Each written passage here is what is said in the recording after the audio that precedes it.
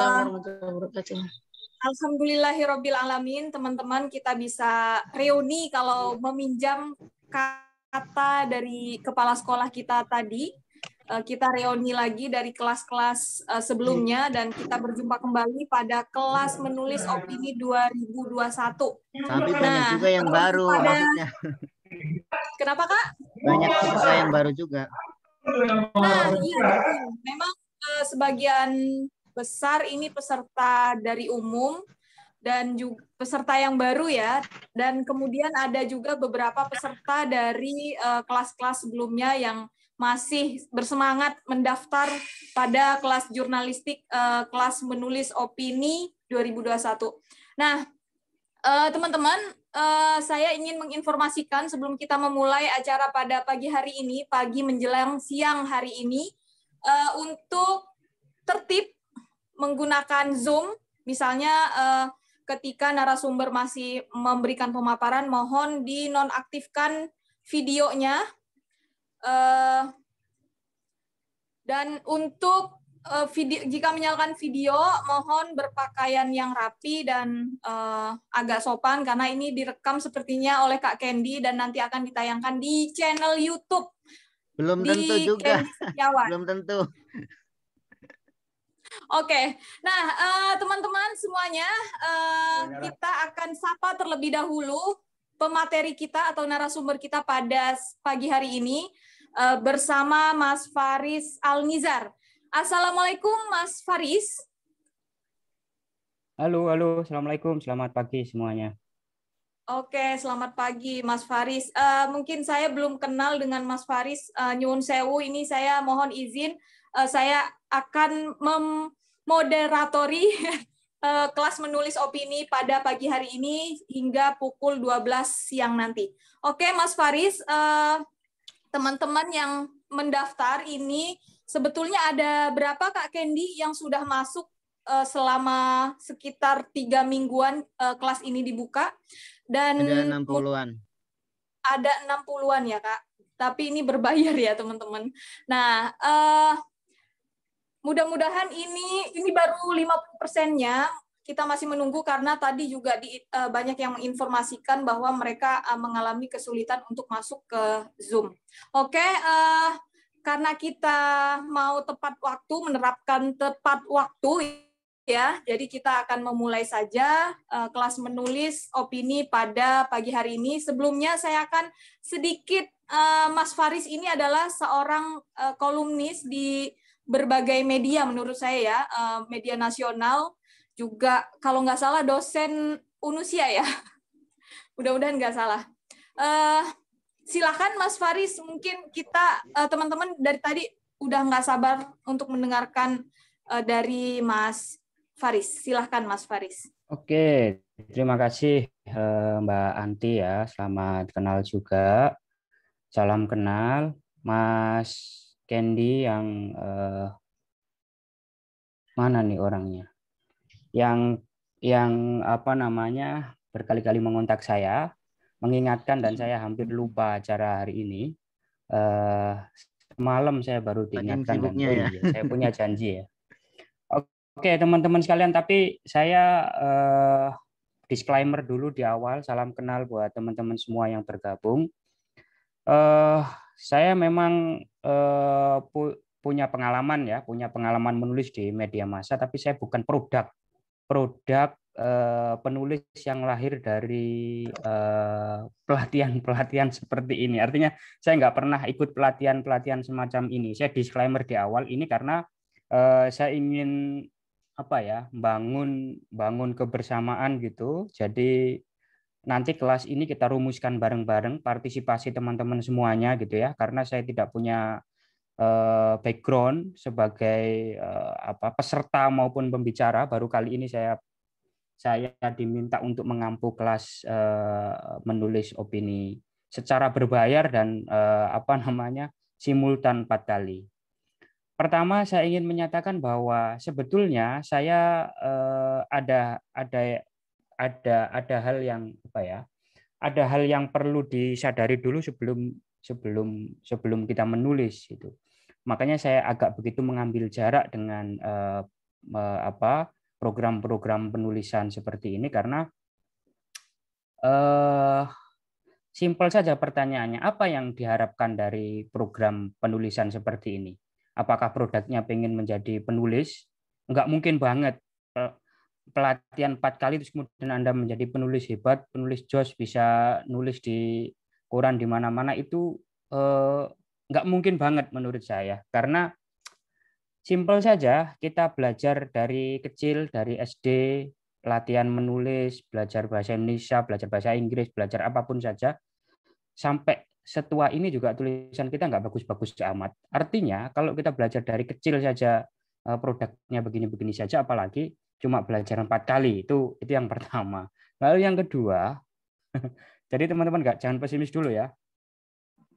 Yang kedua, sebelum menjadi penulis yang baik itu nggak ada rumus lain kecuali menjadi pembaca yang baik.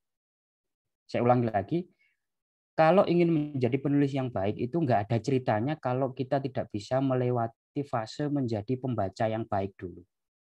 Kalau kita bukan pembaca yang baik, sampai kiamat kurang 2 hari pun nggak akan bisa kita jadi penulis yang baik juga, gitu ya. Itu penting untuk kita pahami bersama sehingga nanti teman-teman sekalian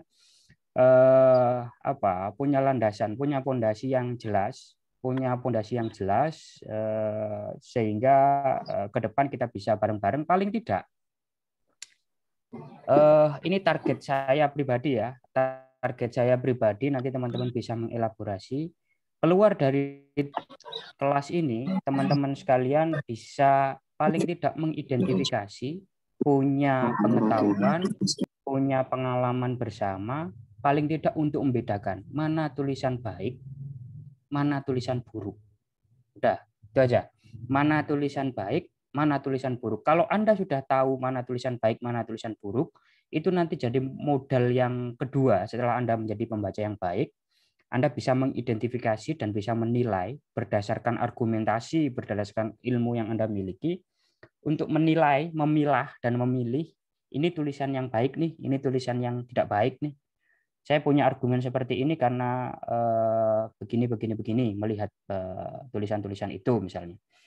Itu yang penting untuk saya disclaimerkan, saya ungkapkan di depan biar nanti teman-teman semua bisa memahami ya ke depan kita proyeksi kelasnya seperti apa, desain arsitekturnya bagaimana, nanti kita rembuk bareng-bareng di akhir gitu ya.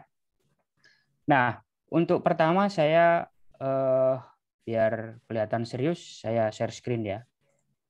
Ini saya sekaligus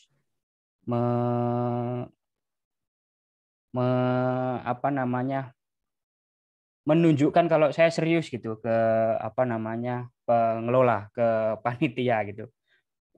Pertama, teman-teman sekalian, ini judulnya sarkas ya. Situ serius mau jadi penulis, itu pertanyaan saya yang saya sampaikan ke teman-teman, nanti teman-teman tinggal menjawab tantangan ini. Sebab menjadi penulis itu bukan hal yang meskipun tidak mustahil, meskipun tidak sulit-sulit amat, juga tidak mudah-mudah banget gitu. Artinya ya bisa jadi sudut pandang itu. Kalau diseriusi ya mudah, kalau nggak diseriusi ya sulit gitu. Hampir seluruh problem yang pernah saya alami itu adalah kalau kita menulis itu pertama kali yang kita rasakan adalah pasokan kosakata yang minim. Ibarat pasar atau ibarat perpustakaan, koleksi kita itu sedikit. Jadi di my library-nya kita itu nggak variatif sehingga tulisannya itu monoton. Nah, pasokan kosakata terus kemudian perbendaraan diksi itu paling tidak teman-teman sekalian bisa dielaborasi, dan kalau istilah Jawanya teman-teman bisa kulakan, bisa mencarinya dari berbagai tulisan yang mungkin hari ini sangat mudah diakses dan juga mudah sekali kita untuk mencari tulisan-tulisan yang kita inginkan melalui browser, melalui internet gitu ya. Ini berbeda dengan misalnya 10 atau 20 tahun yang lalu. Saya ingat sekali kalau saya mau membaca opini, membaca tulisan orang misalnya.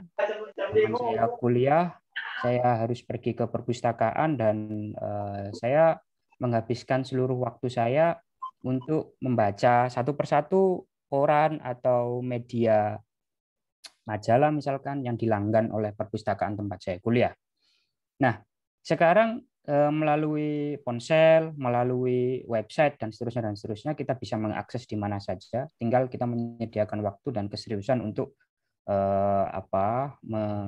membacanya secara kritis gitu ya. Pertama, teman-teman sekalian, saya ingin cerita yang nggak enak-enaknya dulu dari penulis ya. Ini tulisan saya tahun 2014, teman-teman sekalian, di Kompas. Saya pernah dapat dapat cemoohan yang membuat saya dalam tanda petik sakit hati. Jadi sebelum diterima Kompas ini, sebelum tulisan saya tayang di tahun 2014 ini, saya itu sudah menulis 126 kali ditolak oleh Kompas. Saya hitung tadi pagi itu. Jadi tulisan muncul ini setelah melewati fase 126 kali ditolak Kompas. Ini Kompas ya, belum bicara yang lain.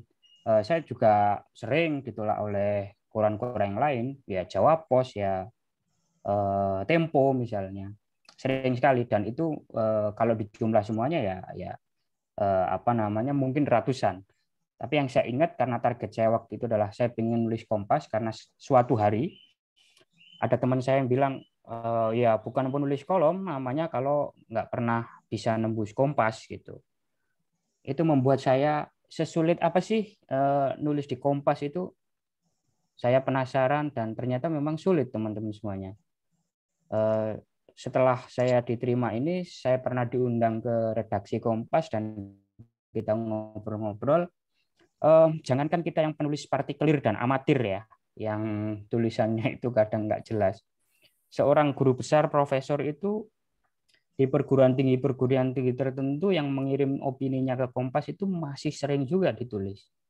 Jadi sistem kurasinya, sistem seleksinya di Kompas itu ada 4 dewan redaktur opini di Kompas yang orangnya nggak pernah nongol ya, nggak pernah nongol di publik. Jadi dia memang wartawan tapi senior. Saya sebut namanya, misalkan salah satunya Salomo Simanungkalit, atau nanti kalau teman-teman cari di di internet misalkan bisa ya, Salomo Simanungkalit atau Sri Hartati Samhadi. 2 orang ini yang terkenal sangat rewel, sangat cerewet dalam menilai sebuah tulisan. Nah, Mbak Tati dan Pak Salomo ini merupakan 2 di antara 4 kurator yang menjadi tim seleksi ya setiap hari di rubrik opini Kompas. Jadi dia bilang bahwa rata-rata artikel yang masuk untuk rubrik opini itu seharinya di atas 150-an sehari itu, teman-teman sekalian. Jadi banyak juga, dan itu harus diseleksi oleh 4 orang, masing-masing harus baca dan masing-masing harus lolos di 4 orang itu. Jadi kalau lolos di 3 orang, 1 orang nggak lolos ya ditolak. Kalau 1 orang lolos, 3 orang nggak lolos, apalagi. Itu ya kira-kira. Dan ini benar-benar kompetisi yang luar biasa. Luar biasa. Maka banyak yang bilang bahwa parameter penulis opini itu ya kalau pernah diterima di Kompas, mungkin ini parameter yang terlalu berlebihan, tapi kalau melihat prosesnya, kalau melihat sistem seleksinya, memang sistem seleksi di Kompas yang hingga saat ini relatif jauh lebih ketat dibandingkan koran-koran atau media massa yang lain. Nah, saya mulai mengirim tulisan ini sejak tahun 2007, teman-teman sekalian. Saya semester berapa waktu itu ya? 2 atau 4 kalau nggak salah. 4 kalau nggak salah. Semester 4 saya sudah berani mencoba-coba menulis di Kompas. Itu kalau saya periksa file kiriman tulisan saya itu, saya baca sekarang itu malu. Malunya itu ya lancang gitu, nggak tahu ilmunya, nggak punya apa ya, nggak punya pengalaman, berani-beraninya ngirim tulisan. Saya itu pernah ngirim tulisan itu tanpa bukan tanpa attach file ya. Saya kasih attach file, cuma nggak saya kasih badan pengantar di email gitu. Jadi saya kirimkan kayak mahasiswa semester 1 ngirim tugas makalah gitu. Jadi nggak ada selamat pagi atau salam sejahtera, dengan ini saya kirimkan artikel bla bla bla gitu ya. Biasanya kan normatif itu. Jadi saya pernah ngirim artikel yang tanpa ada badan emailnya itu. Ya, gimana redaktur nggak marah ya atau nggak tersinggung? Ini orang kayak ngirim apa aja, nggak pakai badan pengantar. Maksudnya mau ngirim apa, kemudian tujuannya apa, artikelnya bagaimana juga. Boro-boro attach file-nya dibuka, itu pasti dilewati itu, model-model seperti itu. Nah, saya mulai mengirim tahun 2007 dan baru diterima tahun 2014. Itu berarti berapa tahun itu? 7 tahun ya, teman-teman sekalian. 7 tahun mengalami penolakan demi penolakan. Kalau nggak sabar ya gagal di tengah jalan. Lalu selanjutnya, ini pertama diterima Kompas ya tahun 2014.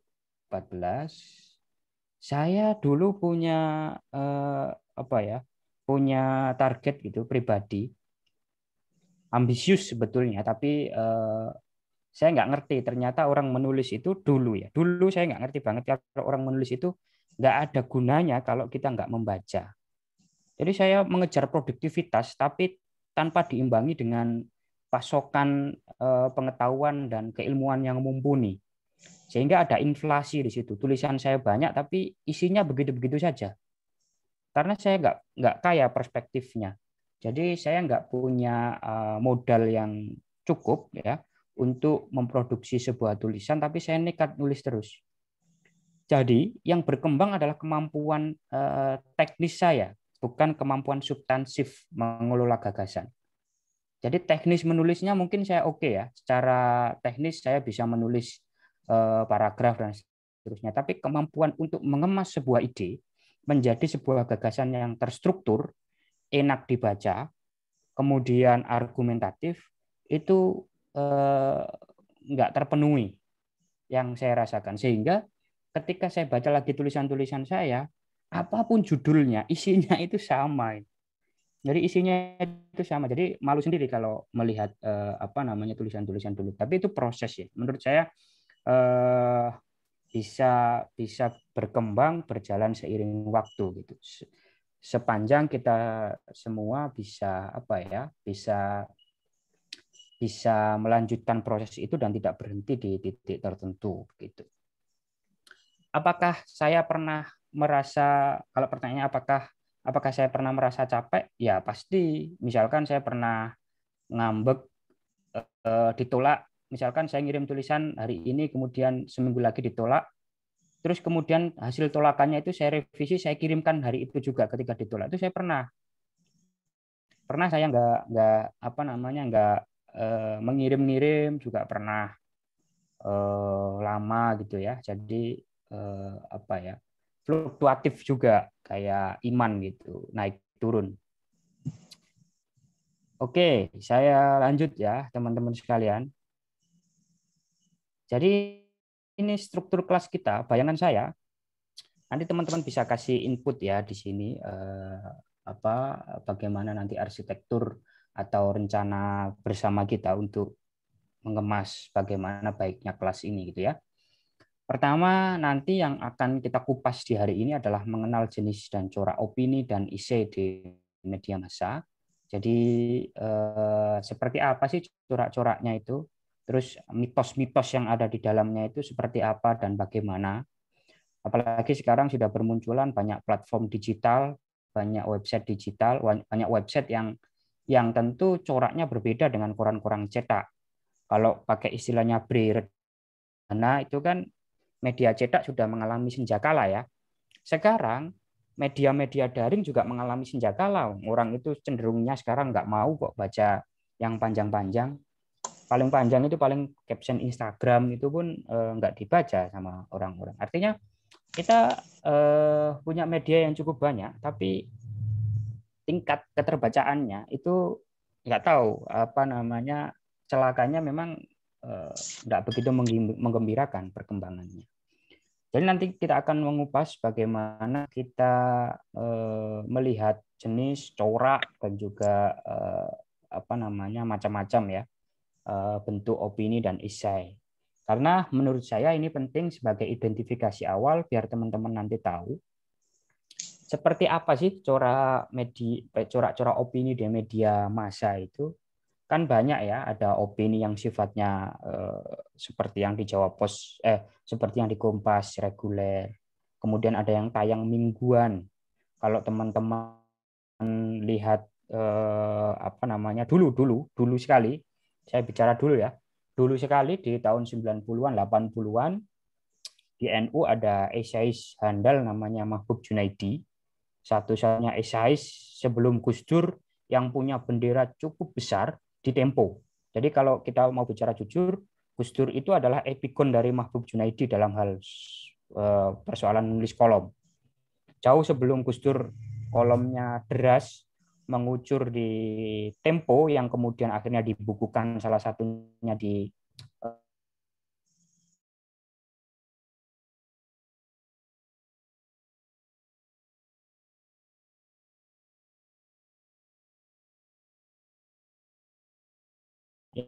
yang disebut Gus Dur sebagai subkultur dan lain sebagainya ke dalam dunia populer, ke dalam dunia katakanlah media nasional yang reputasinya bagus yaitu Tempo.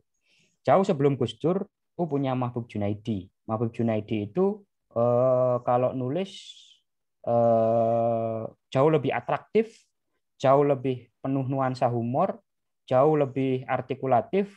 Kalau Gus Dur sublimatif ya, jauh lebih kontemplatif gitu. Memang sesekali diselipi humor, tapi biangnya humor dalam hal ini saya rasa Gus Dur tidak sejenaka Mahbub Junaidi kalau tulisan-tulisannya di Tempo ya misalkan.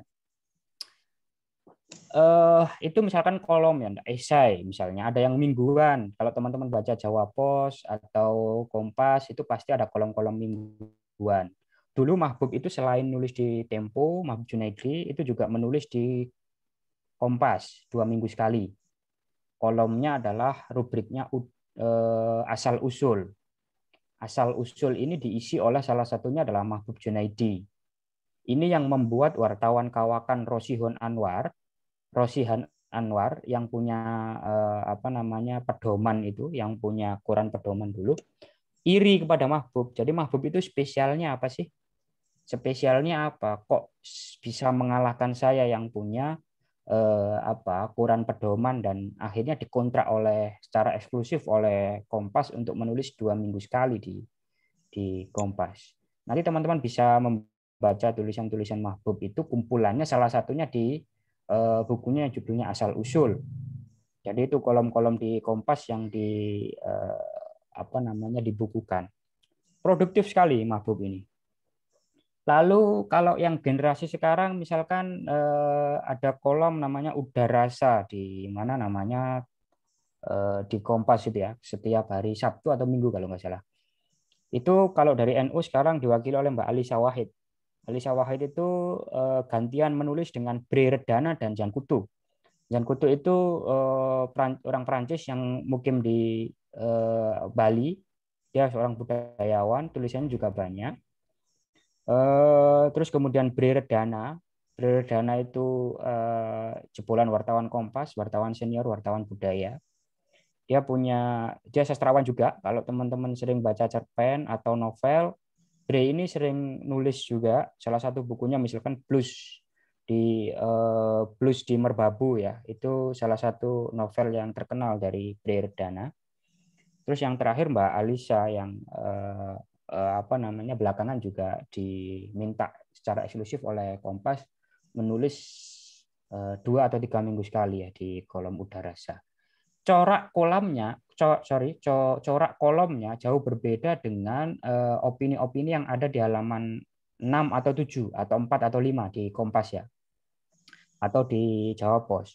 Kenapa? Karena kalau di kolom-kolom udarasa itu jauh lebih ringan, jauh lebih leluasa gaya bertuturnya dibandingkan kolom opini harian Kompas yang jauh lebih formal, populer, gitu ya. Kemudian ya dengan bahasa yang tentu tidak selonggar di kolom udarasa.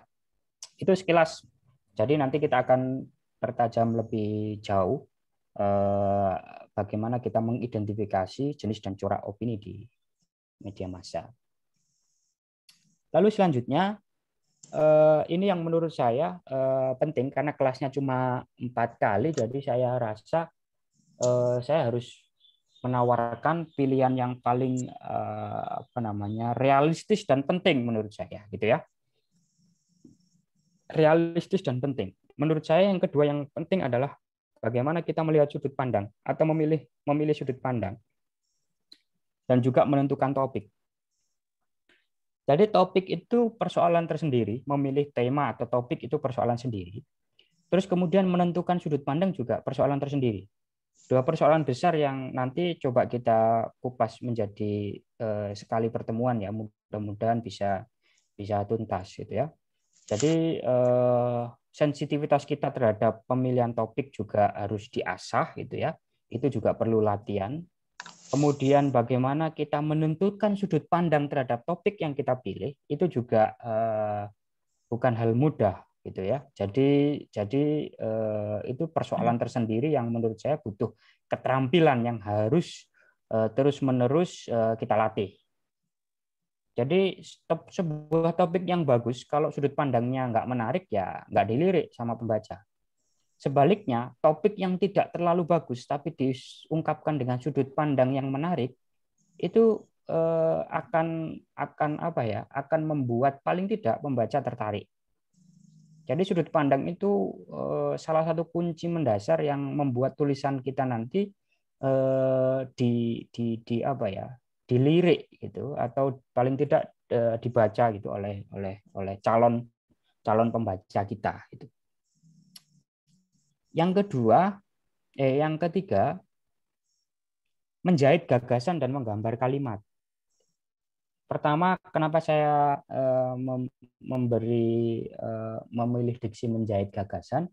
Karena saya membayangkan bahwa bahan-bahan yang kita punya dari bacaan-bacaan yang sudah ada itu adalah seperti kain gitu, teman-teman sekalian. Kayak kain kosongan gitu ya, kain. Terus kemudian kain itu harus kita jahit dengan pola tertentu sehingga membuat kain-kain yang awalnya bahan itu menjadi ya bisa baju, bisa celana, bisa macam-macam. Jadi yang kita butuhkan adalah tinggal bagaimana kita terampil menjahitnya. Kita terampil menjahitnya. Kalau punya gagasan banyak, punya informasi banyak, punya data yang melimpah, tapi kalau kita tidak punya keterampilan untuk menjahit, gitu ya, tidak punya keterampilan yang menjahit, maka bahan itu akan berhenti di bahan.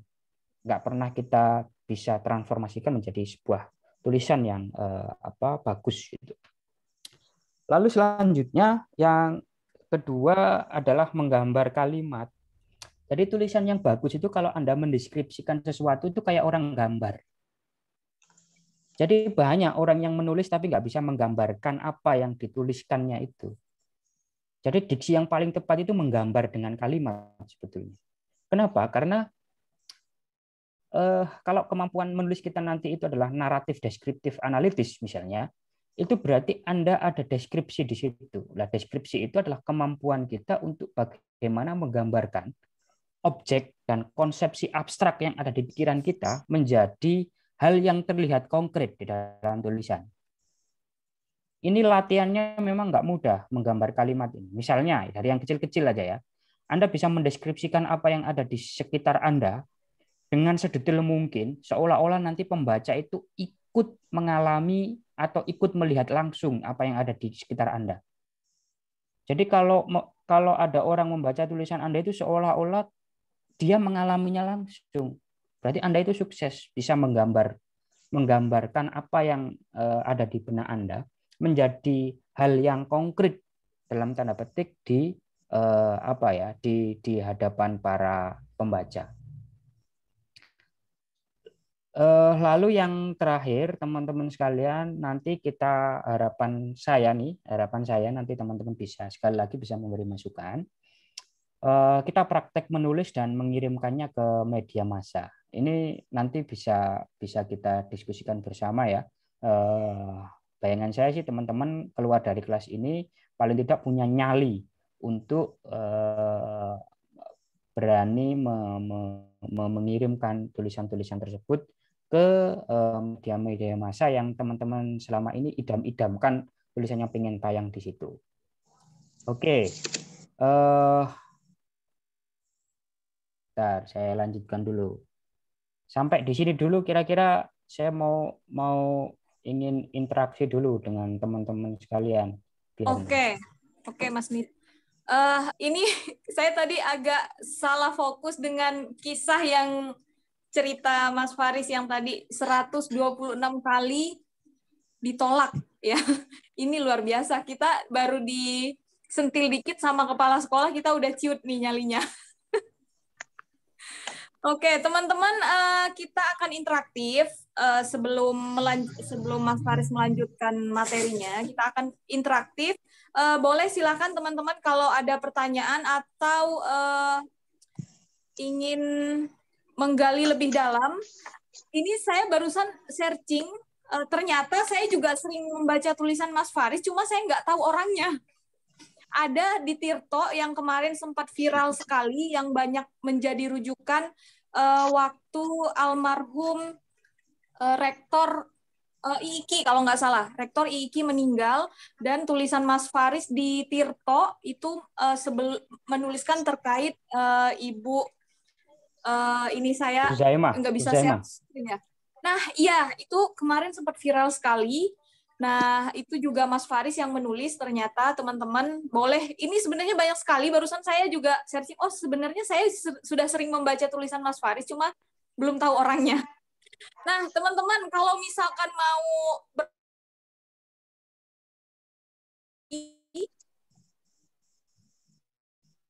ini ada Mas Muhammad Fadli Ramadan. Saya pernah mendengar bahwa membaca buku itu tidak harus sampai tuntas. Apakah bisa menjadi penulis yang baik?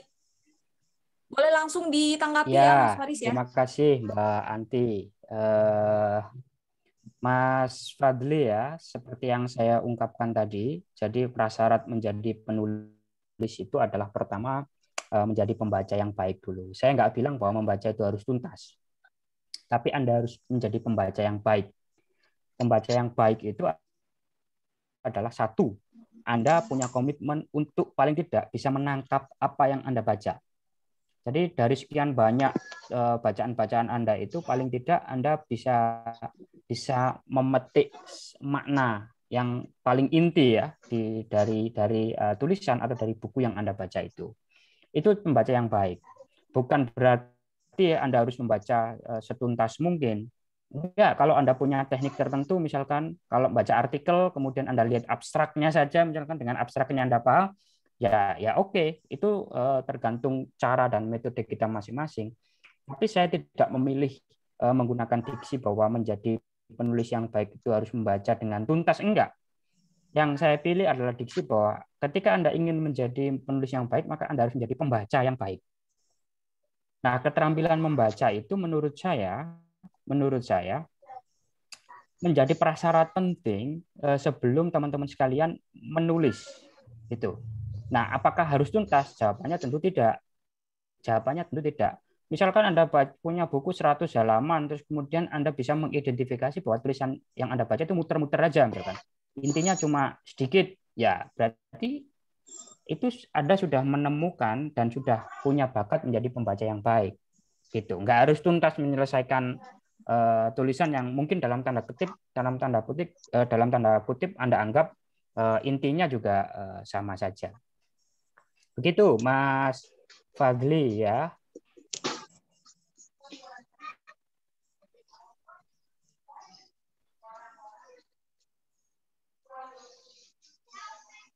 Mbak Anti masih di mute itu suaranya.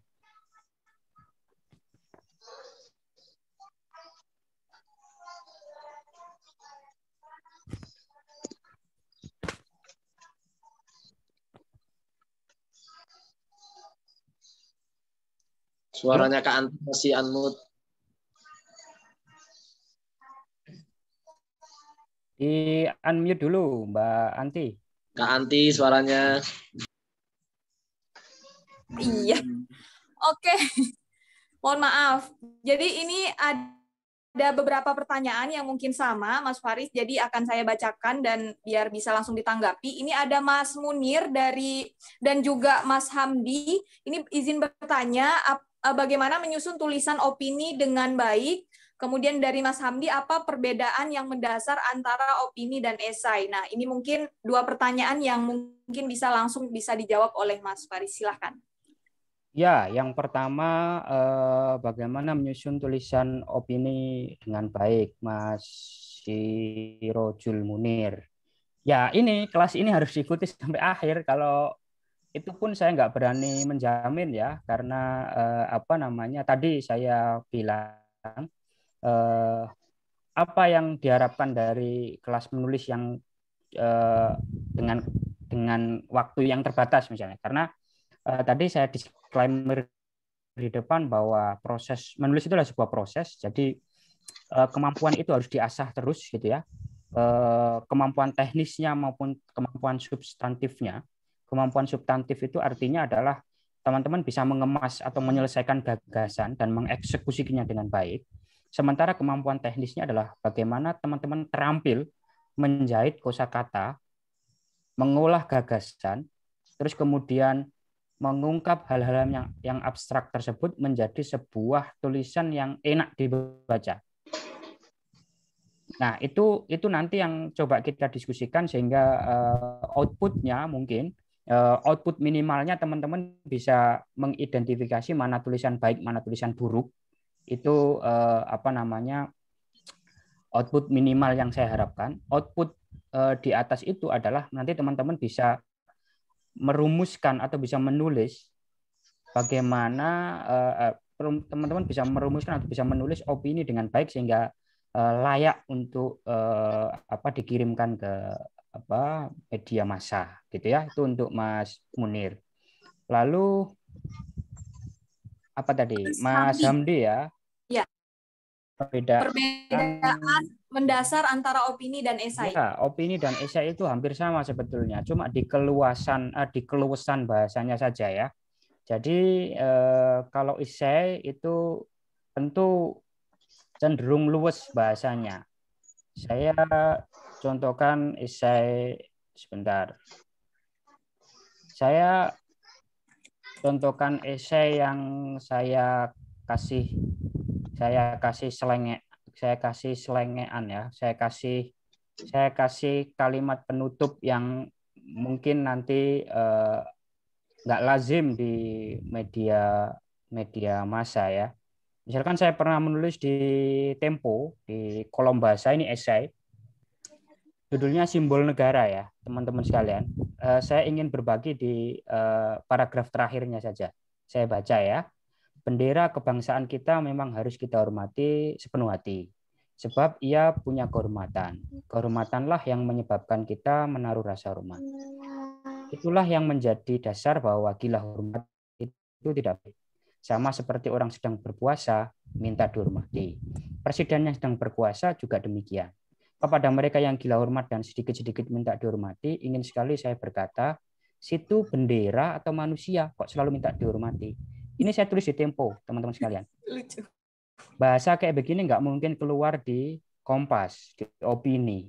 Artinya, esai itu jauh punya ruang teman-teman semua untuk mengeksplorasi kemampuan diksi, kemampuan mengolah diksi, dan mengartikulasikannya dalam bentuk yang macam-macam. Misalkan Anda bisa memungkasi atau mengakhiri tulisan Anda dengan humor seperti teknik ini, atau mengakhiri tulisan Anda dengan tanda tanya yang mungkin membuat orang gelisah.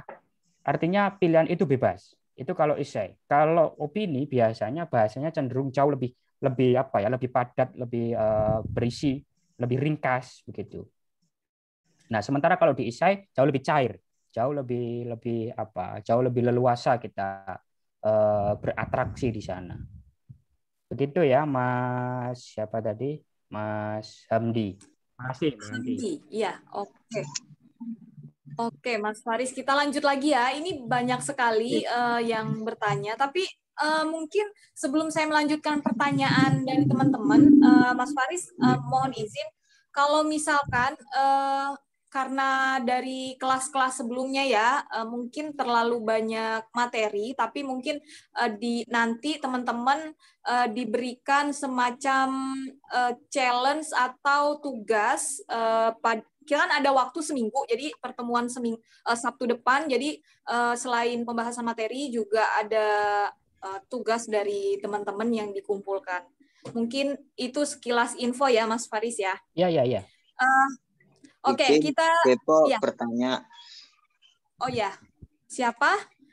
Sodik. Dari mana, Mas? Sodik dari Depok. Oke, silakan. Ya, ini sekaligus apa ya? Pengen tahu jawaban tentang kegelisahan saya ini. Soal menulis kan yang saya bingungkan ini gini.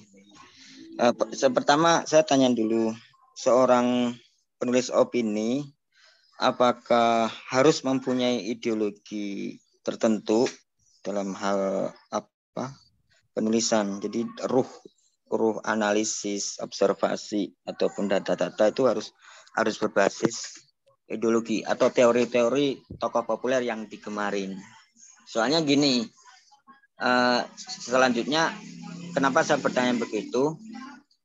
Saya ini kan M.Hum Mas Faris ya, dari S2 Islam Nusantara.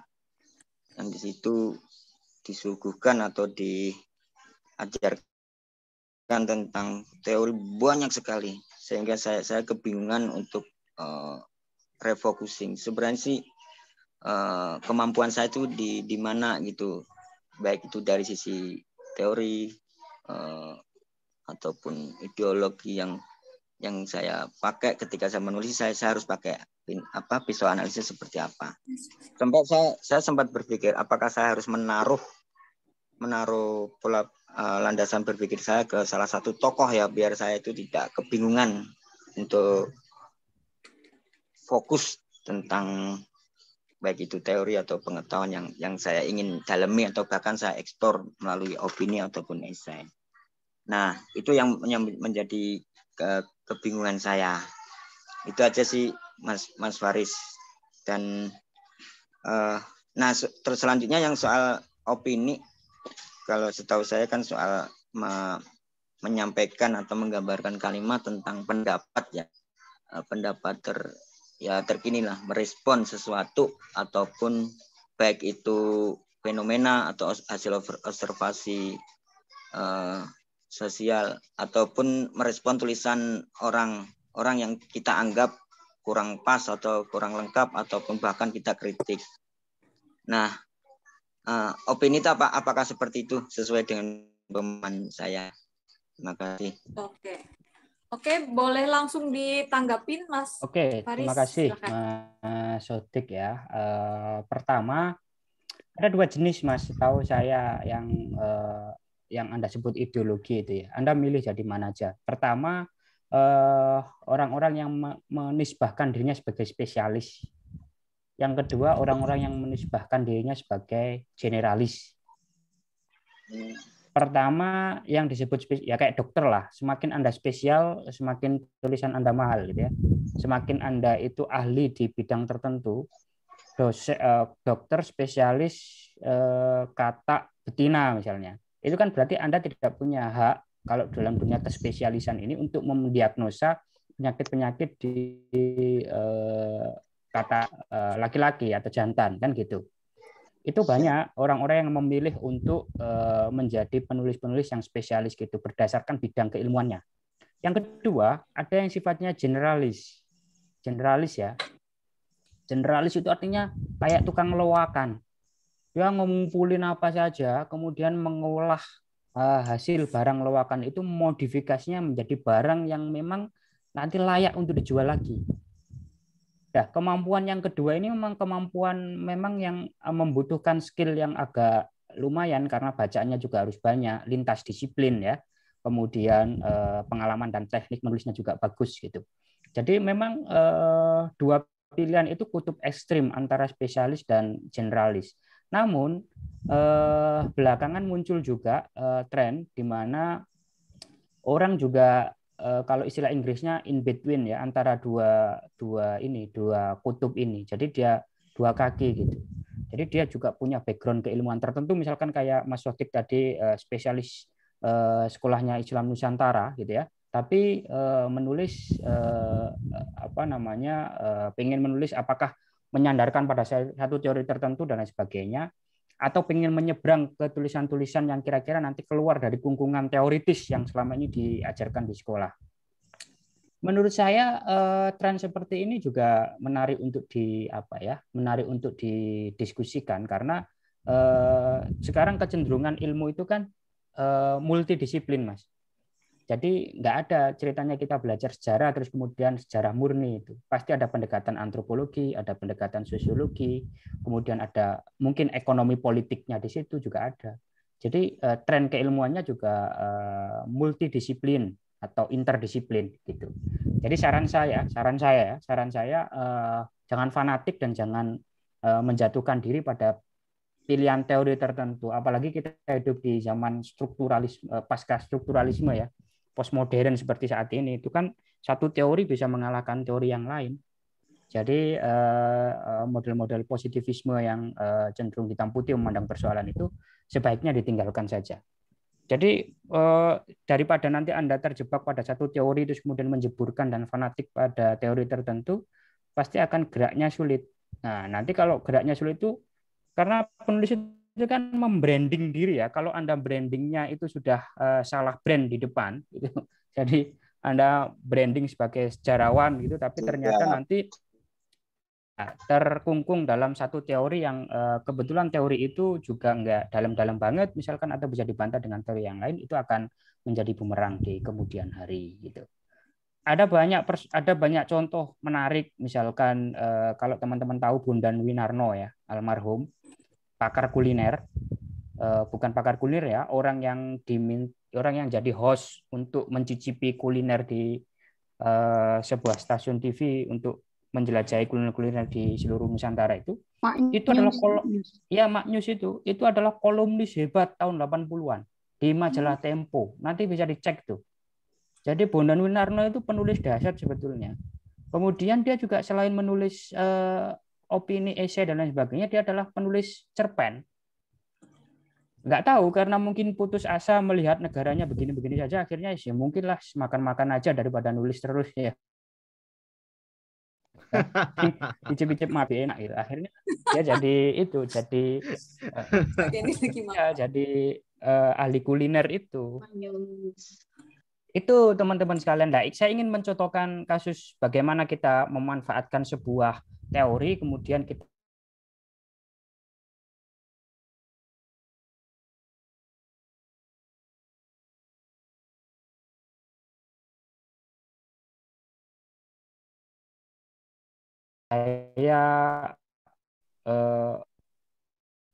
ya teori itu kan biar kelihatan pinter aja, Mas. Kalau sebetulnya kan nggak usah teori, kita itu sudah, kalau kita sudah cerdas ngapain pakai teori, cuma kadang kita punya kebutuhan biar terlihat intelek gitu ya. Nah, ini misalkan saya pernah nulis di Tempo juga, judulnya Bahasa Kekerasan Kuliner. Saya simpel saja sih idenya ini. Kalau melihat nama-nama makanan hari ini semakin ke sini itu kita semakin kayak predator gitu ya. Ayam geprek, kemudian ayam bakso rudal, apalagi misalkan ayam gepuk, mercon, apalagi itu. Bakso. Ya, dulu kita hanya mengenal kapal selam ya di pempek, tapi semakin ke sini semakin dahsyat itu. Sensasi kekerasannya itu semakin menunjukkan kalau manusia itu benar-benar predator yang beringas. Soto janda. Nah, itu erotisisme, itu di kolom sebelumnya saya juga pernah menulis. Erotisisme dan mistisisme itu juga ada di kuliner-kuliner kita. Tapi yang sedang saya bahas di sini adalah kekerasan. Bagaimana sensasi kekerasan itu bisa menjadi tren yang sangat digemari hari ini di kuliner-kuliner kita. Nah, saya pakai teori banyak itu, misalkan David Heine itu punya judul buku namanya Fragmented Culture and Subculture. Kemudian ada apa misalnya Peter Hyman atau Beatrice Hansen tentang kekerasan linguistik. Ini sebetulnya teman-teman sekalian, kalau ditanya apakah saya membaca bukunya secara serius, ya pasti enggak. Udah saya aku itu ya pasti enggak. Kenapa? Karena saya hanya mengutip mana yang saya butuhkan di antara. Misalkan David Heine pernah menulis buku Fragmented Culture and Subculture, saya nggak baca seluruh bukunya, enggak. Saya ambil bagian tertentu yang menurut saya ini punya relasi dengan kebutuhan dasar untuk menguatkan argumentasi teoritis saya gitu. Jadi saya tinggal kayak puzzle gitu, saya menemukan kepingan-kepingan tertentu, kemudian saya susun. Nah, itu yang kemudian saya pakai dan saya gunakan untuk membaca fenomena terkini. Nah, gitu teman-teman sekalian. Jadi saya nggak fanatik dengan teori, tapi suatu saat teori itu ketika saya butuhkan, saya tinggal recall, memanggil teori yang pernah saya baca dulu.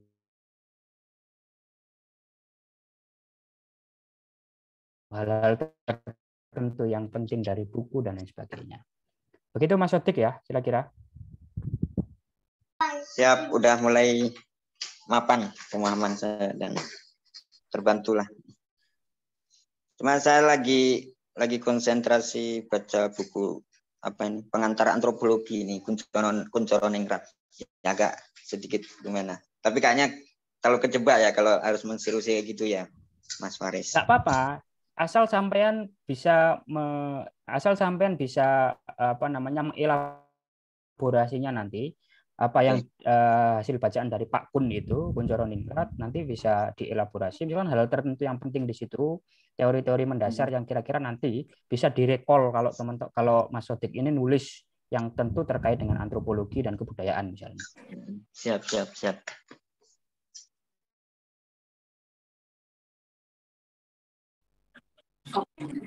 Oke, ada lagi yang mau raise hand, silakan. Oke, Mbak Mubai. Silakan Mbak Mubai.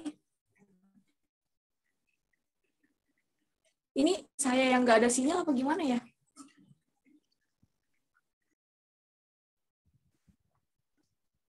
Ada pertanyaan lagi. Kalau nggak ada, kita beralih ke ini pertanyaan yang ada di chat itu. Oh, kirain apa saya nggak ada sinyal barusan. Nanti di chat saya tadi di chat. Mohon maaf, saya sepertinya. Oh ya, Mbak bisa dikirim lagi nggak? Tadi saya kayaknya keluar deh. Jadi hilang semua.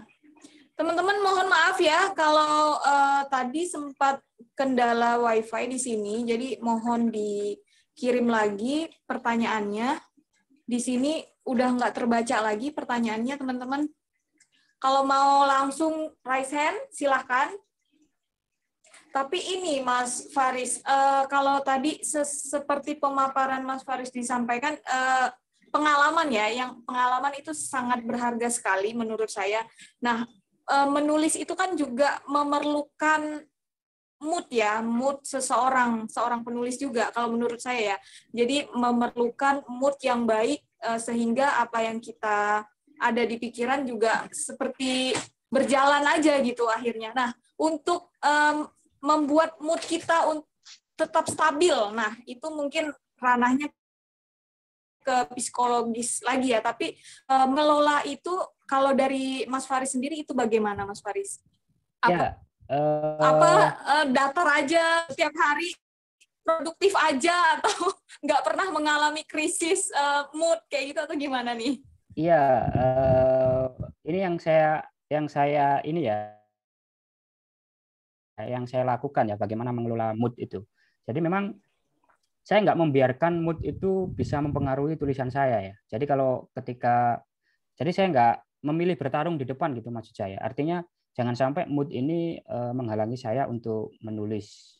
Yang kedua, ya pikiran saya sederhana sih. Kalau saya nulis terus kemudian saya kalah dengan mood, saya nggak dapat uang karena ini salah satu sumber mata pencaharian saya gitu. Jadi ini persoalan ekonomi aja sebetulnya. Kalau misalkan ngapain saya memperhatikan mood sementara saya punya tuntutan gimana saya harus ngejar deadline, kemudian saya harus memenuhi tagihan dan seterusnya dan seterusnya. Jadi itu masing-masing aja menurut saya, masing-masing orang punya cara ya tersendiri untuk mengelola itu, dan saya memilih untuk ya saya kesampingan aja dong, nggak penting-penting amat gitu.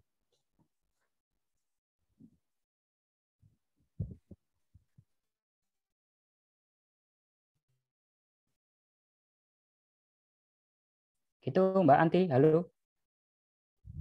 Ini trouble ininya kali ya. Jadi Ya, isinya susah nih Mbak Anti.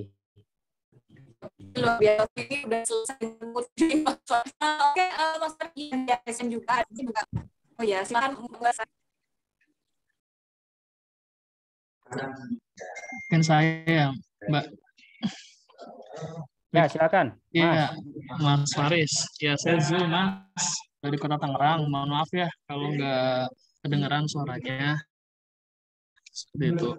Ya, saya terima kasih Mas Faris atas pemaparannya. Yang memang di sini saya salah satunya itu memang ingin apa ya?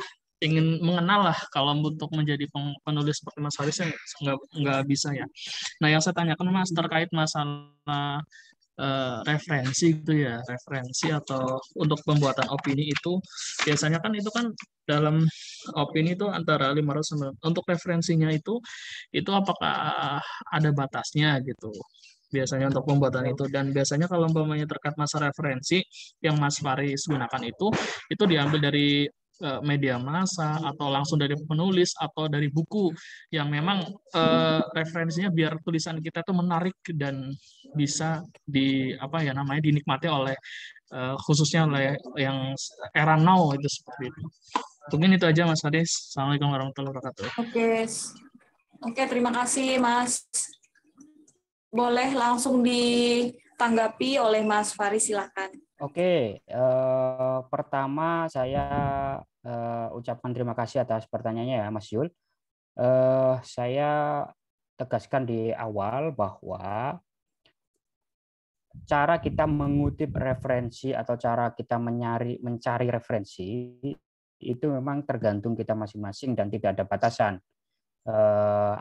Di opini atau di esai ya, persyaratannya berapa buku, berapa teori dan seterusnya. Yang penting teman-teman sekalian bisa mengemas gagasannya itu dengan bagus, terus kemudian sesekali menurut saya teori itu dipakai untuk ya ibarat donat itu jadi message saja lah gitu. Jangan sampai message-nya itu jauh lebih banyak menutupi donatnya gitu. Jadi taburan saja gitu. Dan percayalah bahwa pembaca itu tidak akan senang dengan tulisan yang teorinya banyak banget. Ngapain itu baca buku sekolah aja kalau gitu. Kalau baca opini, cara mengaplikasikan teori-teori yang kita dapat, kemudian mengemasnya dengan baik sehingga orang umum ketika membaca itu tahu, oh ternyata teori itu seperti ini loh gitu. Jadi message saja, jadi message-nya saja. Jadi misalkan satu tulisan yang 500 sampai 700 kata umumnya di media massa ya, atau bahkan ada yang lebih, kalau Kompas ada yang 900, ada yang 1100 kata. Itu cukup mengutip paling banyak itu 3 menurut saya. Jadi jangan lebih dari 3 teori atau buku dan seterusnya. Jangan pernah pamer bacaan di tulisan di tulisan opini ya, karena percayalah bahwa pembaca yang baik itu adalah penulis yang baik itu adalah mereka yang mampu mengemas teori-teori yang ada di dalam dunia akademisi yang teoritik itu menjadi sebuah konsumsi yang enak dibaca gitu. Jadi Anda tidak perlu menonjol-nonjolkan teori tertentu gitu ya, mengungkapkan teori-teori tertentu, sepanjang Anda sudah bisa mengelaborasi teori itu dan mengungkapkannya dalam bentuk tulisan yang orang-orang menjadi paham, oh ternyata teori itu begini loh aplikasinya. Begitu ya, Mas Yun. Iya, Mas Faris, kalau untuk referensi dari kan kita kan nulis NU online ya, harusnya kan gagasan-gagasan dari para ulama gitu. Itu kayak ulama-ulama klasik itu perlu nggak maksudnya diinikan juga? Apakah kalau itu menulis yang memang berhubungan dengan ini ya, kita kan memang salah satu ya walaupun memang belum seperti Mas Faris gitu, pengen memperjuangkan NU lewat tulisan itu seperti itu kan. Nah, referensinya itu juga perlu dibubuhi juga nggak? Maksudnya berapa persen sih yang dari ulama kita gitu dan berapa persen ada persentasenya karena kan pembaca juga kan kalau lihat dari NU online otomatis kan yang perspektif NU gitu, perspektif para ulama itu seperti. Iya, Kak, ini proporsional saja. Sepanjang Anda merasa bahwa tulisan itu perlu membubuhkan referensi, kemudian rujukan yang jelas, misalkan di kolom-kolom soal hukum ya, hukumnya ini, hukumnya itu, misalnya itu penting untuk referensi. Pendapatnya siapa itu penting untuk dicantumkan referensi diambil dari mana. Jadi hemat saya proporsional saja.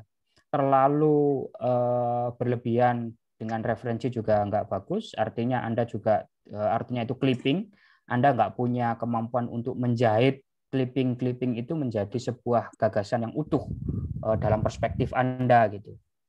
Jadi bedanya mengutip dengan membuat clipping itu kan gitu. Kalau mengutip Anda bisa mengelaborasi, kalau membuat clipping Anda tinggal menempelkan dari satu teori ke teori yang lain. Itu kemampuan teknis yang menurut saya sangat dasar. Proporsional saja ya, Mas Yul. Jadi ya jangan terlalu banyak. Kalau misalkan dibutuhkan juga jangan terlalu sedikit.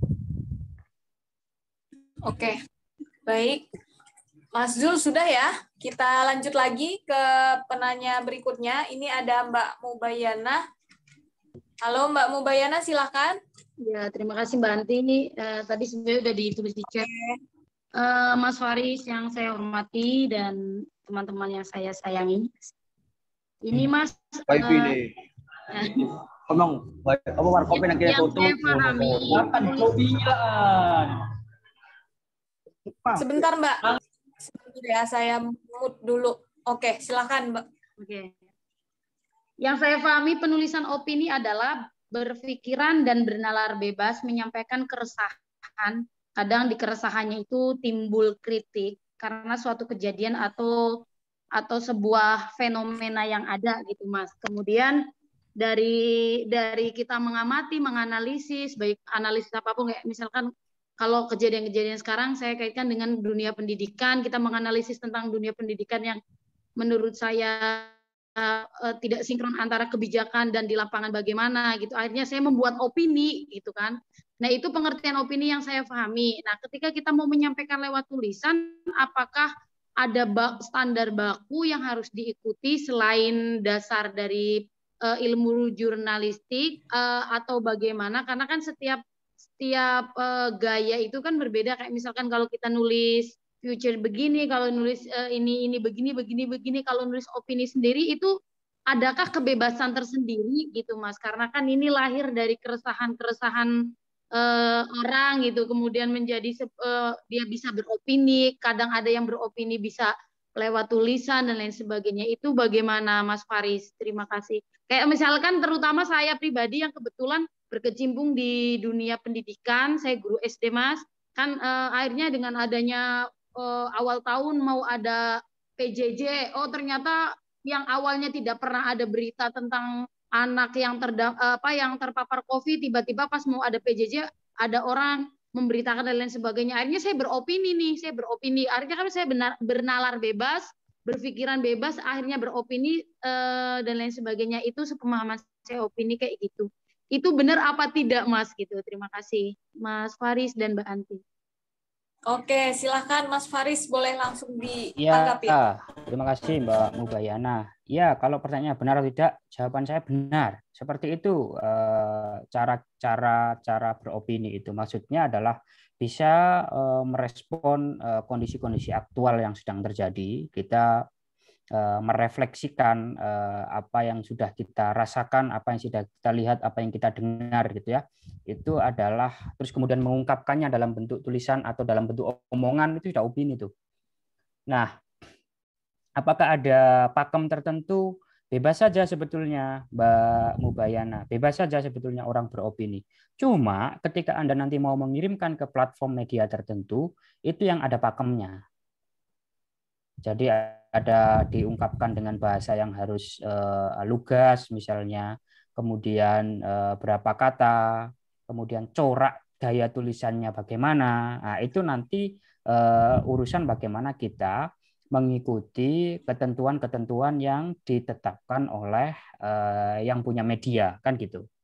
Lah kalau Standar medianya berarti ya Mas ya? ya, betul. Jadi kalau urusan secara substantif beropini persis seperti yang Anda katakan tadi, tapi kalau urusan mengungkapkan gagasan itu dalam bentuk tulisan yang kemudian dikirimkan ke media massa, itu yang perlu menuruti atau mengikuti ketentuan-ketentuan yang ditetapkan oleh media tersebut. Bahwa prakteknya beropini persis seperti yang tadi saya menceritakan itu. Baik Mas Faris, terima kasih. Baik. Masih lagi Mbak Mubai? Masih ada yang mau ditanyakan? Cukup? Sudah. Biar aku ilmu baru lagi. Ini saya akan membacakan pertanyaan teman-teman yang di chat. Dari Sri Mel, entah perempuan atau laki-laki ya, Mas atau Mbak ini. Izin bertanya, saya Sri Mel dari NU Jabar. Bagaimana mencari sudut pandang atau membuka pikiran untuk menemukan sudut pandang? Karena memang setelah tadi Mas Faris bilang saat dulu menulis, judul banyak tapi isinya itu-itu saja dan saya mengalaminya. Srimel, Kopri. Oh, Kopri. Berarti Mbak Srimel. Silakan Mas Faris. Ini ada kegundahan nih. Ya, sudut pandang ini adalah kemampuan. Saya langsung ke slide selanjutnya yang nanti mungkin kita bisa elaborasi bersama. Saya langsung ke slide. Sorry.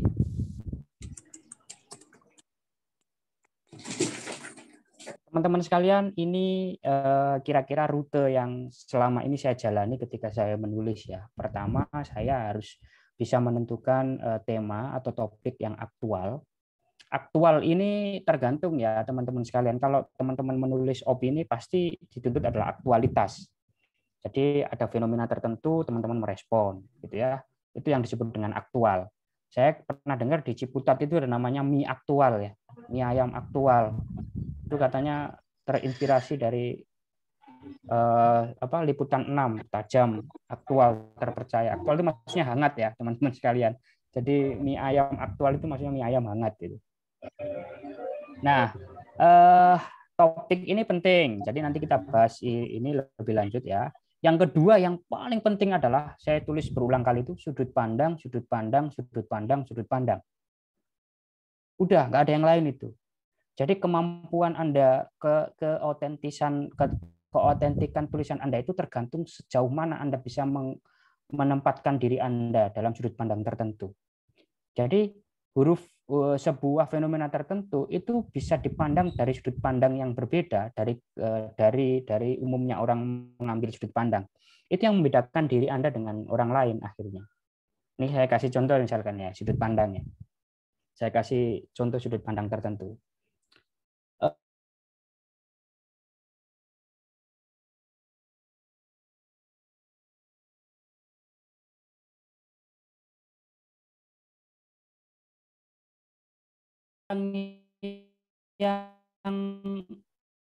yang orang ini contoh ekstrim ya, nanti mungkin bisa dielaborasi lebih jauh.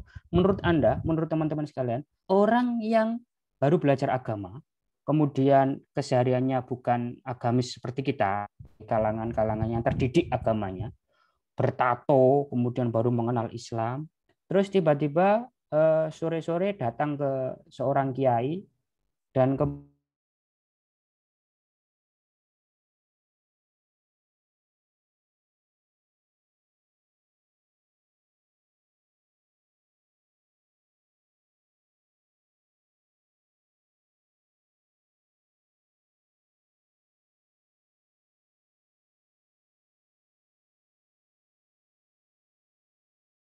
di dalam benak teman-teman sekalian. Sikap yang ditunjukkan oleh seorang anak yang baru belajar Islam tadi itu gimana Anda melihat sudut pandang itu? Sudut pandang Anda seperti apa untuk apakah yang dilakukan seorang anak tadi itu bagaimana menurut Anda? Ada yang coba ingin share nggak? Menurut Anda gimana opininya? Aneh. Aneh. Oke, yang lain? Kalau pakai jawaban fikih pasti nggak sah. Oh, memang sudah waktunya maghrib, sudah masuk maghrib. Wajar Ya kan? saja, karena kan baru belajar agama. Wajar saja, karena baru belajar agama bagus, sudah ada perspektif lain nih. Terus kemudian yang lain, Pak? Tadi ada yang bilang aneh, ada yang bilang wajar saja karena baru belajar. Mencoba memaklumi. Bagus. Kenapa alasannya? Ya karena dengar azan langsung sholat, walaupun tidak jelas. Tuh ada perspektif yang lain juga. Wis pokoknya yang penting sholat gitu kan. Dia itu semangat loh. Ada yang komentar wagu kan. Nah teman-teman itu namanya sudut pandang ya. Jadi Anda bisa melihat dari sudut pandang apapun. Kita nggak berbicara salah atau benar dulu ya. Kita berbicara keunikan sudut pandang dulu. Jadi ada yang bilang itu aneh. Aneh ya aneh. Sudah waktunya masuk maghrib kok sholat asar. Ada yang bilang tadi itu bagus. Ada yang bilang itu apa tadi wajar saja. Nah komentarnya kiainya ketika dikasih disuguhi seperti itu. Ada tamu lain bertanya itu gimana sih kiai? Oh anak itu sudah tatoan, sudah waktunya sholat maghrib kok baru sholat asar. Gimana menurut kiai? Jawabannya kiai, ya bagus dong. Anak itu malah dapat nilai plus. Kenapa? Sudah masuk waktu maghrib, dia masih mau loh sholat asar. Artinya kan dia top itu. Mau-maunya sudah masuk waktunya maghrib masih mau sholat asar itu loh. Artinya kan dia saking komitmennya gitu. Meskipun waktunya habis masih tetap mau sholat gitu. Nah itu sudut pandang pilihan teman-teman sekalian. Dan ini bisa digunakan di dalam tulisan juga. Itu contoh ekstrim yang nanti bisa teman-teman kembangkan ya. Jadi melihat sesuatu itu pakai helikopter view, melihatnya itu nggak dari sudut pandang tertentu. Macam-macam kehidupan ini. Jadi nggak bisa kita pandang hitam putih saja. Itu makanya saya sebutkan di situ sudut pandang, dan sudut pandang. Kenapa? Karena dari sudut pandang yang berbeda inilah tulisan Anda menjadi berarti. Kalau tulisan Anda itu sudut pandangnya itu saja sama dengan orang lain, ngapain menulis? Udah dituliskan orang lain. Jadi Anda asah sudut pandang itu, Anda cari jarak pandang yang bagus, posisi pandang yang enak, kemudian Anda coba lihat lagi persoalan itu dengan jernih dan temukan sudut pandang yang otentik dari cara berpikir Anda sendiri. Gitu. Itu ya teman-teman sekalian. Terus yang ketiga ini mumpung saya di slide ini kasih teori biar terlihat pintar. Ini makanya bahasa saya sarkas. Kasih teori aja biar terlihat pintar. Artinya apa? Teori itu enggak 100% menjadi bahan baku utama. Itu kayak message saja. Kayak make up lah biar Anda terlihat lebih enggak burik gitu, lebih glowing gitu loh. Jadi jauh lebih cerah gitu. Oh anak ini kok kayaknya pinter banget ya nulis banyak teorinya. Padahal itu juga ada teknis tertentu. Dan yang keempat ini hal yang mutlak. Kalau Anda cermati kata bacanya itu berapa itu? 1, 2, 3, 4, 5, 6, 7 atau 9 kali ya? Iya. Baca. Nulisnya sekali. Baca, catat, kemudian tulis. Lah kita hari ini tuh langsung ada di terakhir itu ditulis itu. Tulis. Jadi yang benar itu harus pelatihan membaca dulu, Mas Kendi. Jadi Mbak Anti. Jadi kita harus menyelenggarakan pelatihan membaca. Jadi pembaca yang baik dulu, bacaan banyak, kemudian dari bacaan itu kita catat yang penting-penting, baru kemudian kita tulis. Karena proses menulis itu cuma 1-2 jam, tapi proses membacanya itu bisa sampai bulanan, harian, tahunan, baru kemudian mengendap dan mengabstraksi di dalam benak kita. Mustahil Anda bisa menjadi penulis yang baik kalau nggak melewati fase menjadi pembaca yang baik. Mungkin kalau perekrutan peserta berikutnya ini ya, menjelaskan judul-judul yang pernah Anda baca atau berapa artikel yang sudah dibaca, berapa buku yang sudah dibaca gitu ya. Untuk berikutnya ya. Pertanyaannya dibalik. Di antara sekian banyak buku yang sudah terbit, berapa yang Anda belum baca gitu. Gitu untuk ya. mengasumsikan bahwa bacaannya udah banyak. Izin Mas Faris tanya khusus poin 4. Oke, ini kita lanjut pertanyaannya. Ini banyak sekali yang bertanya. Silahkan tadi yang raise hand. Kok udah hilang ya? Halo, tanya. Iya. Boleh Mas sebutkan nama dan dari mana? Ya, kembali. Sodik Depok lagi. Apa? Soal baca, catat, dan tulis ya. Saya beberapa kali pernah membaca tulisan-tulisannya Dahlan Iskan ya. Dia sebenarnya kan mengungkap fenomena yang di depan mata, terus habis itu ditulis dan memposisikan sudut pandang yang dia anggap unik dan aneh dan harus ada, entah itu mengarah ke ayo berubah atau mengarah ke sesuatu yang harus dihindari lah. Kategori poin 4 baca tata tulis itu apakah yang dimaksud membaca itu juga hanya membaca tulisan karya orang lain atau observasi itu atau keduanya. Soalnya kan saya pernah bikin opini dengan model Vites gitu sih.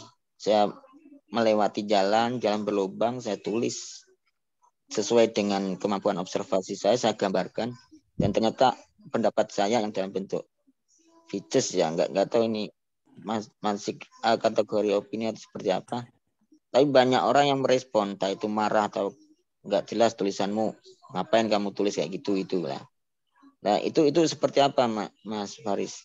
Ya, kembali ke model Dahlan Iskan tadi untuk menulis sesuatu yang dilihat gitu loh, dan mengungkapkan dalam bentuk tulisan. Makasih Mas Faris. Bapak ya, Mas Sodik ya? Oke. Ya. Oke, silakan Mas yang Faris. Yang disebut membaca itu bukan hanya membaca teks ya, itu bisa observasi juga bisa. Kan kalau di Quran itu Iqra itu kan artinya bukan baca secara literar ya, itu kan bisa observasi, bisa pengamatan, bisa memperkaya perspektif, bisa mengalaminya langsung, itu namanya Iqra itu. Jadi memang luas dimensinya. Maksud saya baca itu adalah bukan hanya baca buku, baca itu artinya kita punya perbendaraan referensi atau kekayaan khazanah dan literatur, bukan hanya yang tertulis tapi juga yang terhampar. Kalau pakai bahasa Quran berarti ayat kauniyah dan ayat yang tekstual kauliyah gitu ya. Jadi itu yang saya sebut sebagai membaca itu. Artinya adalah kita harus memasok dulu semua modal yang dipersyaratkan sebagai bekal untuk menulis, yang kemudian nanti kita endapkan dalam benak kita, yang bisa kita, bahasa saya tadi, recall suatu saat untuk memperkaya tulisan kita. Begitu Mas Sodik. Oke, Mas Faris, ini banyak sekali yang bertanya, ini sangat antusias sekali nih teman-teman. Kita masih membuka yang raise hand. Ini ada Mas Witno dari tadi raise hand. Silahkan Mas Witno. Halo. Halo, Assalamualaikum warahmatullahi wabarakatuh. Mas Witno. Waalaikumsalam warahmatullahi wabarakatuh. Mohon izin, Pak Faris Anizar, dosen saya. Kayaknya mahasiswanya Mas Faris deh ini. Dulu semester berapa? 1 ya? Ya, iya. Sekarang udah jarang diajar beliau, makanya ini kesempatan banget untuk menimba ilmu lagi sama beliau. Jadi izin bertanya, saya bertanya terkait tadi dijelaskan bahwa untuk menyusun opini itu ada sebuah teori ya. Kita harus punya teori-teori untuk mempercantik tampilan opini kita. Nah, bagaimana nih Pak Faris tips-tips untuk kita punya perbendaharaan teori yang banyak gitu. Soalnya saya juga kalau baca itu kan kelemahannya di situ sih, teori ini nih kadang lupa. Itu ada trik-triknya nggak supaya kita nyantel? Terus yang kedua, teori dalam opini itu prosentasenya berapa persen, Pak? Begitu saja sih. Terima kasih. Oke, ini langsung dijawab sama dosennya nih. Oke. Silakan Mas Faris. Terima kasih Mas Witno. Fotonya bagus-bagus itu, saya lihat dia fotografer ya. Iya. Viral.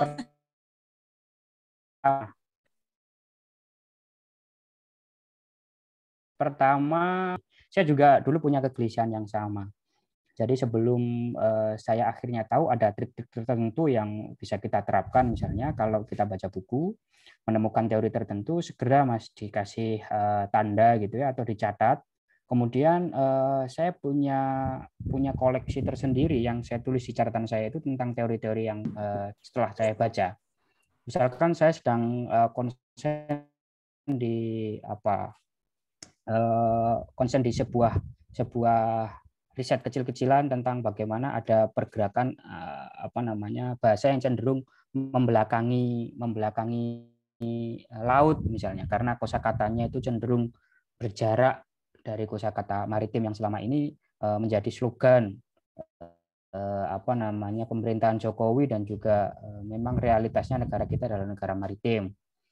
Saya catat teori-teorinya, misalkan teori yang saya dapat dari novelnya Pram yang judulnya Arus Balik, itu di situ menyebutkan bahwa memang negara kita ini cenderung membelakangi laut, nggak bisa memproduksi kapal-kapal besar, mengalami kemunduran. Itu saya catat, kemudian saya kumpulkan, baru kemudian nanti ketika saya membutuhkan saya ambil tuh teori itu. Jadi dari bacaan yang banyak itu kan nggak mungkin kita bisa menangkap semua bacaan-bacaan itu. Yang terpenting menurut feeling kita yang berguna bagi kita, segera dicatat itu. Jadi nanti punya buku catatan kumpulan teori gitu. Kumpulan teori-teori yang sudah pernah kita baca gitu. Itu yang pertama. Yang kedua, proporsinya tadi, teori itu kayak make up, kayak message. Jadi jangan pernah berpaku pada message. Intinya itu ada di donatnya gitu, ada di rotinya itu. Message itu sebagai taburan saja.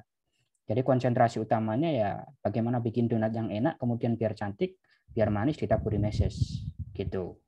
Mas sweetnya. Kalau tanya proporsinya seperti apa ya itu tadi, karena sebagai hiasan pemanis gitu ya. Ya jangan terlalu banyak. Jangan terlalu banyak. Kalau istilah masak, taburkan secukupnya gitu. Itu kan ukuran yang sulit ya, secukupnya itu. Kan ada orang yang ini belum cukup nih gitu, dan seterusnya. Begitu, Mas Suwitno. Baik, Pak. Makasih. Raisen barusan nggak baca. Oke, kita akan membacakan pertanyaan yang ada di chat. Ini dari kok NU Care ya tulisannya ya. Menggambar kalimat pada agenda dari ketiga si Wahyu kita itu. Nanti apakah Mas Wahyu. Oh, ada Mas Wahyu. Oke, saya bacakan ya pertanyaan dari Mas Wahyu. Nggak bisa NU masuk Care. tadi lewat akun pribadi, jadi pakai akun. Ya, mohon maaf, jadi pakai akun kantor ini. Oke.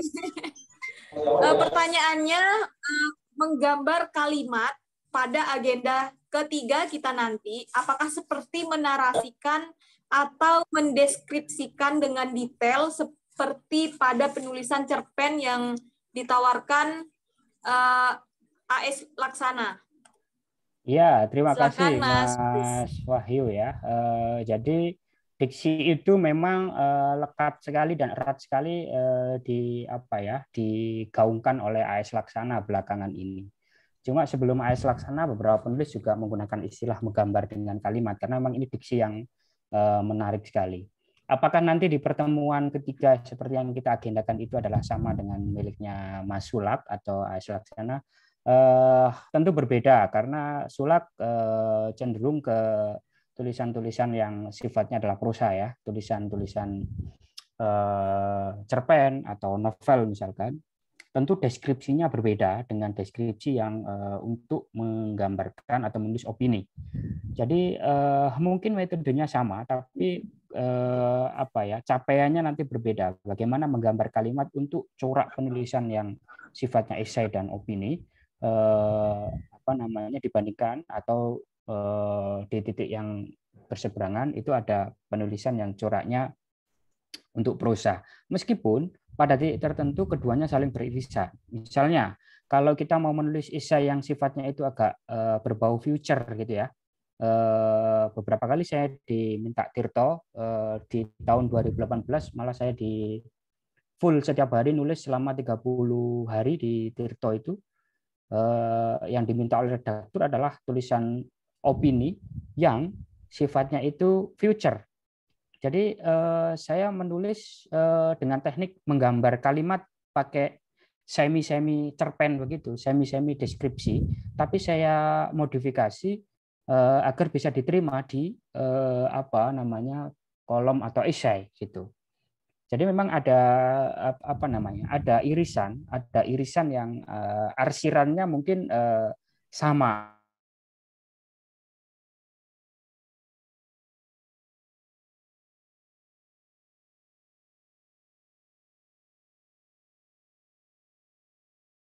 Akan jauh lebih dekat ya, tidak ada perbedaan yang signifikan, tapi tentu karena irisannya sumir maka kita perlu hati-hati untuk membedakannya.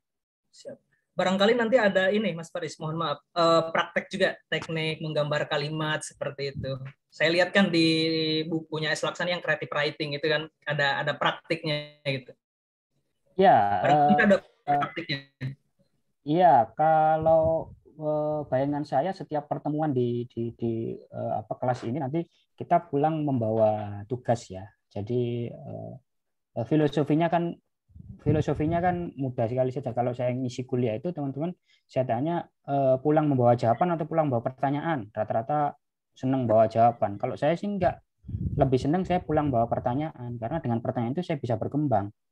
Saya bisa gelisah mencari terus. Kemudian saya bisa pokoknya saya gelisah terus itu loh, ingin mencari kok gini sih, kok gini. Daripada saya nyaman setelah kuliah dapat jawaban, ngapain saya pulang juga untuk apa lagi gitu. Jadi nanti kita bareng-bareng pulang membawa keresahan dan kegelisahan. Kelas penulisan opini kegelisahan gitu loh, kira-kira judulnya itu. Biar gelisah terus. Siap, Cak. Terima kasih banyak, Cak. Oke. Terima kasih Mbak Anti. Oke, Mas Wahyu. Oke. Sama-sama. Oke, kita lanjut lagi ya, Mas Faris. Ini masih ada beberapa pertanyaan yang di chat. Ini dari Mas Muhammad Abror. Selama pengalaman menulis Mas Faris yang lama sekali itu, pasti ada tombol-tombol kunci atau tips-tips khusus yang jarang diketahui umum. Kira-kira ada tidak? Dan boleh nggak diceritakan, Mas? Ya, ada. Saya jawab ada. Saya itu ada beberapa teknik yang saya coba terus-menerus saya eksperimen gitu ya. Bagaimana caranya memikat atau paling tidak membuat redaktur itu tertarik dulu dengan tulisan saya. Saya mulai dari misalkan salah satunya ngasih kata pengantar di badan email yang kira-kira paling tidak membuat redaktur itu tertarik gitu. Misalnya ini adalah tulisan yang terbaik dari saya. Saya menulisnya selama 7 hari 4 malam misalnya. Kemudian kalau ini ditolak ya berarti Anda mungkin kurang jeli membaca tulisan saya dan akan saya kirimkan lagi ke media lain misalnya. Itu adalah teknik-teknik yang saya gunakan untuk membuat badan pengantar email biar nanti paling tidak si redaktur tertarik dulu. Ini anak kok songong banget sih kayaknya. Gaya bener ngapain menceritakan proses penulisannya di badan email gitu. Atau ini adalah tulisan yang saya buat sambil perjalanan dari Mekah ke Medina, kemudian mewiridkan hizib-hizib khusus. Kalau Anda menolak artikel ini berarti Anda sudah bla bla bla gitu loh. Itu bebas saja gitu. Yang penting kan tertarik dulu, kesan pertama dulu gitu. Itu trik-trik yang jarang saya ungkap ya. Jadi saya jarang sekali menggunakan gaya formal yang terhormat redaktur. dengan ini saya kirimkan bahwa itu mah template. Jadi yang original dari hati gitu loh. Saya menuliskannya itu gelisah banget loh. Masa nggak kamu terima gitu loh kira-kira. Iya. Itu salah satu trik yang apa namanya saya terapkan sehingga paling tidak bisa menarik perhatian redaktur. Kalau redakturnya iseng terus kemudian menolak gitu ya, kami nggak menerima tulisanmu karena tulisanmu jelek banget, itu pernah ya gitu kan itu. Jadi biasa aja. Oke, proses ya Mas Faris ya. Ya, proses betul. Ya, itu teman-teman. Jadi kalau kata Mas Faris tadi baca hizib. Ini kayaknya kuncinya emang baca hizib deh. Tapi jujur Mas Faris, saya tuh sebetulnya waktu saya nulis tesis juga sering mendapat referensi yang ditulis Mas Faris di Tirto. Cuma memang nggak tahu orangnya. Tapi saya sering membaca, apalagi yang waktu Prof. Huzaimah itu saya benar-benar mengutip dari situ. Artinya saya menjadikan tulisan Mas Faris itu menjadi referensi. Saya baca dari situ, kok orang ini punya pandangan begini ya? Dari mana dia dapat ini? Apa yang dia baca? Saya itu mencari sebenarnya. Kemudian saya menulis, merangkai lagi yang saya baca dari Mas Faris di situ. Sebetulnya ya, saya juga ini ngefans banget sama Mas Faris nih. Sebetulnya cuma nggak tahu orangnya gitu. Nah, teman-teman, ini saya ingin memberitahukan juga, tulisan Mas Faris di Tirto itu banyak banget. Saya sepertinya tidak pernah absen untuk membaca tulisan Mas Faris yang di Tirto. Bahkan yang dulu-dulu, yang maksudnya udah lama-lama itu masih ada. Kemudian di Detik juga ada ya Mas Faris ya, beberapa kali. Tapi yang saya lihat di Tirto paling banyak, kemudian di Tempo. Nah, itu paling banyak tulisan Mas Faris di sana. Teman-teman boleh bisa membaca tulisan Mas Faris, melihat struktur gayanya juga, itu sebenarnya renyah banget. Dan ya sesuai yang disampaikan beliau dari awal sampai hari barusan, ya ada gitu. Maksudnya teori biar kelihatan pinter, ya bener pinter. Gitu teman-teman, itu saya baru pengakuan diri ini Mas Faris nih. Oke, ini kita lanjut lagi, ada yang bertanya dari Bapak Mas Hadi Wahono. Mas Hadi Wahono. Izin bertanya, apakah tulisan itu harus bersifat reflektif? Boleh langsung ditanggapi, Mas Faris. Iya, itu salah satunya. Terima kasih ya, Mas Hadi Wahono. Salah satunya iya, tapi nggak harus. Nggak harus. Opini itu nggak harus reflektif.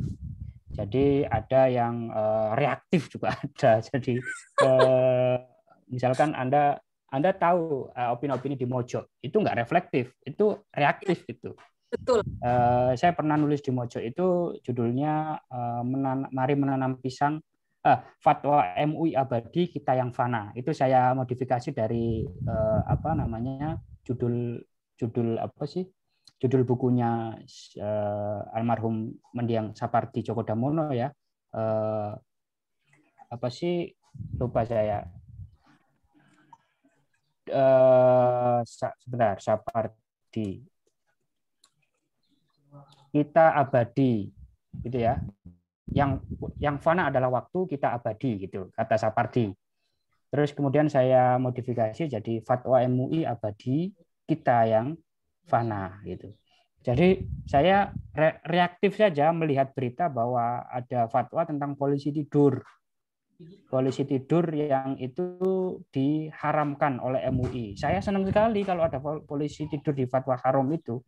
Kalau nggak tidur di fatwa haram aja saya senang, apalagi ketika tidur polisinya itu. Maksudnya polisi di jalanan itu ya, mengganggu. Nah, saya mereaksi itu saya tuliskan dalam bentuk itu tadi. Ya, nggak apa-apa. Justru MUI itu harus seperti ini, hadir di dalam fatwa yang menjawab kegelisahan kita sehari-hari. Siapa sih yang nggak gelisah dengan semakin variatifnya model polisi tidur? Dulu polisi tidur itu modelnya cuma 1 kali gundukan aja. Sekarang itu ada yang 5 gundukan. Kalau kita naik motor itu, gitu loh. Bunyinya itu kayak orang sedang di strum gitu. Nah, itu yang menurut saya disebut sebagai reaktif. Reflektif juga ada, tapi sekali lagi itu adalah salah satu bagian dari macam-macam opini. Nggak harus reflektif. Begitu Mas Hadi. Oke, terjawab ya. Ini kata Mas Muhammad Abror, bisa saya terapkan di ENU Online, baca hizib dulu biar redakturnya deg-degan. Ini menginspirasi sekali ini.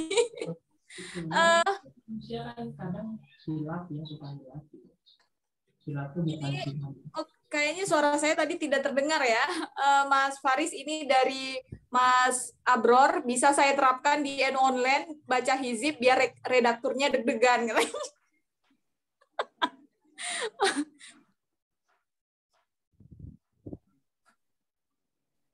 Halo, ini suara saya terdengar tidak? Terdengar ya, terdengar. Oke. Ini ada pertanyaan dari Mas Aji Purnomo. Mohon izin bertanya terkait menjahit gagasan seperti yang Mas Faris sampaikan tadi, menjahit gagasan dan menggambar kalimat. Mohon tolong diberi contoh bagian tersebut.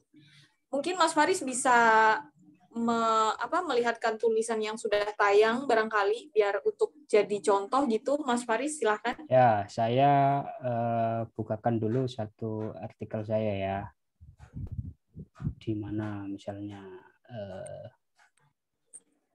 sorry ya, saya cari dulu. Ini pertanyaan yang nggak saya prediksi, ini tiba-tiba muncul sehingga saya belum menyiapkan jawabannya. Oke, misalnya saya punya artikel biar nggak di Tempo terus ya. Di Tirto banyak. Ini saya kasih contoh di Quran dulu ya. Nanti di Tirto yang lain waktu aja. Atau kalau ada kesempatan. Misalkan ini ya, ini saya share dari Facebook saya aja ya. Anak-anak permainan tradisional dan tikungan zaman. Ini terus terang saya nggak ngirim artikel ini. Ini artikel saya kirim sih. Yang artikel selanjutnya saya diminta redaktur. Jadi ini artikel sengaja saya kirim. Ada saya cerita saja, buka-bukaan saja. Ada artikel-artikel tertentu memang request dari redaktur ya, koran atau media gitu, minta ke saya. Jadi ada yang saya kirim reguler, tapi hari ini saya terus terang jarang sekali sudah mengirim reguler itu karena ada kesibukan lain, misalkan riset dan lain sebagainya, sehingga waktu tidak seperti dulu ketika lagi senang-senangnya nulis di media gitu. Misalkan ini ya, ini mungkin agak blur tulisannya. Ini menjahit gagasan. Bagaimana cara menjahit gagasan? Saya dulu baca 2 novel pertama. Kalau teman-teman pernah dengar namanya George Orwell, Sir Arthur Blair itu ya, orang Inggris keturunan India, punya novel judulnya Animal Farm. Itu salah satu novel terkenalnya adalah 1984, judul novelnya. Terus kemudian satu lagi Aldous Huxley punya novel judulnya Brave New World. Brave New World. Jadi antara George Orwell dengan Aldous Huxley ini punya gagasan masing-masing yang menyebutkan bahwa nanti masa depan itu kira-kira seperti inilah. Nah, itu dilukiskan lewat novel. Bagi Orwell, yang menakutkan itu adalah nanti adanya totalitarianisme. Jadi pokoknya semua diatur oleh itu kekuasaan. Sementara bagi Brave New World, bagi Aldous Huxley, yang akan mengatur kita sebenarnya bukan kekuasaan, tapi ada dimensi lain yang membuat kita tertarik sehingga kita senantiasa sukarela diatur oleh itu, olehnya itu. Apa itu? Ya misalkan teknologi informasi. Hari ini itu kita secara sukarela sekali menyerahkan data-data kita kepada Facebook, kepada platform-platform digital lain gitu kan. Saya mau survei kecil-kecilan nih di tempat ini yang ketika bikin akun Facebook terus membaca dengan serius term and condition-nya siapa? Saya ingin tahu. Ketika Anda buka akun Facebook pertama kali terus ada term and condition-nya kan hampir 2 halaman itu. Ada nggak yang membaca teliti gitu? Enggak. Kayaknya enggak deh. Langsung oke-oke aja. Langsung centang kan? Iya. Kalau misalkan di term and condition itu ada klausul misalkan data yang Anda masukkan di sini akan kita manfaatkan untuk apa saja, Anda tahu nggak itu kira-kira? Taunya baca di media aja, tapi nggak baca di di Facebooknya gitu. Maksudnya pas masuk itu nggak. Saya itu rasa kan salah kita, Mbak Anti dan teman-teman sekalian ya. Salah kita. Kenapa? Karena kita sebetulnya punya kedaulatan untuk tidak menyetujui. Cuma persoalannya kita kan oleh keadaan kita dipaksa untuk mengikutinya dengan mencentang oke itu. Kalau nggak dicentang oke kan kita nggak bisa bikin akun. Betul.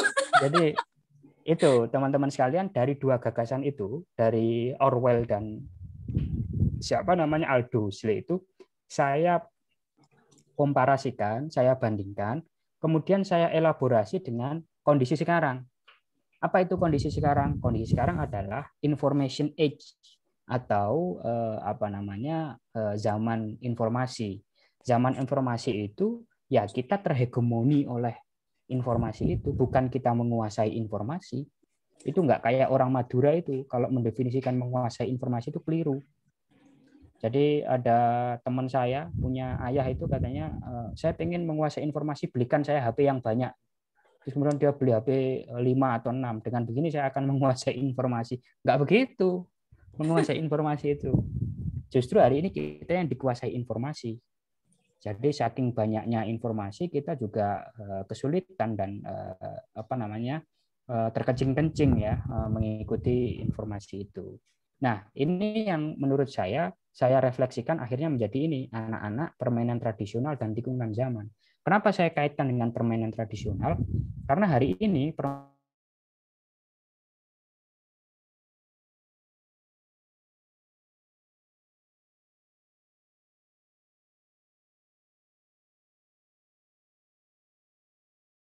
ada di pihak yang harus menang atau harus kalah kan gitu. Kalau Anda nggak ingin diserang orang lain, Anda kan harus menyerang. Itu kan watak barbar itu, watak penjajah, watak kolonial. Nah, sementara dalam permainan tradisional ada kemungkinan lain yang ditawarkan. Apa itu? Dimensi lain, yaitu dimensi ngalah misalnya. Oke lah, sing gede ngalah, atau yang besar, yang waras ngalah, dan seterusnya dan seterusnya. Ngalah itu nggak ada di game online, itu nggak ada ngalah itu. Anda menempatkan diri di posisi yang kalah agar situasinya damai. Nggak ada itu di game online. Yang ada itu kalah dan menang. Nah, kalau dididik dengan model seperti itu ya dalam kehidupan sehari-hari kita nanti akan jadi pribadi yang kalau nggak kalah ya menang. Nggak ada dimensi ngalah dan seterusnya itu. Nah, itu contoh bagaimana menjahit gagasan kemudian menggambarkannya dalam bentuk tulisan. Begitu Mas, siapa tadi itu? Lupa saya. Mas Aji ya? Ya, Mas Aji. Oke. Teman-teman semuanya, kita mungkin sudah ada di penghujung acara ya, tapi ini satu lagi saya ingin membacakan pertanyaan dari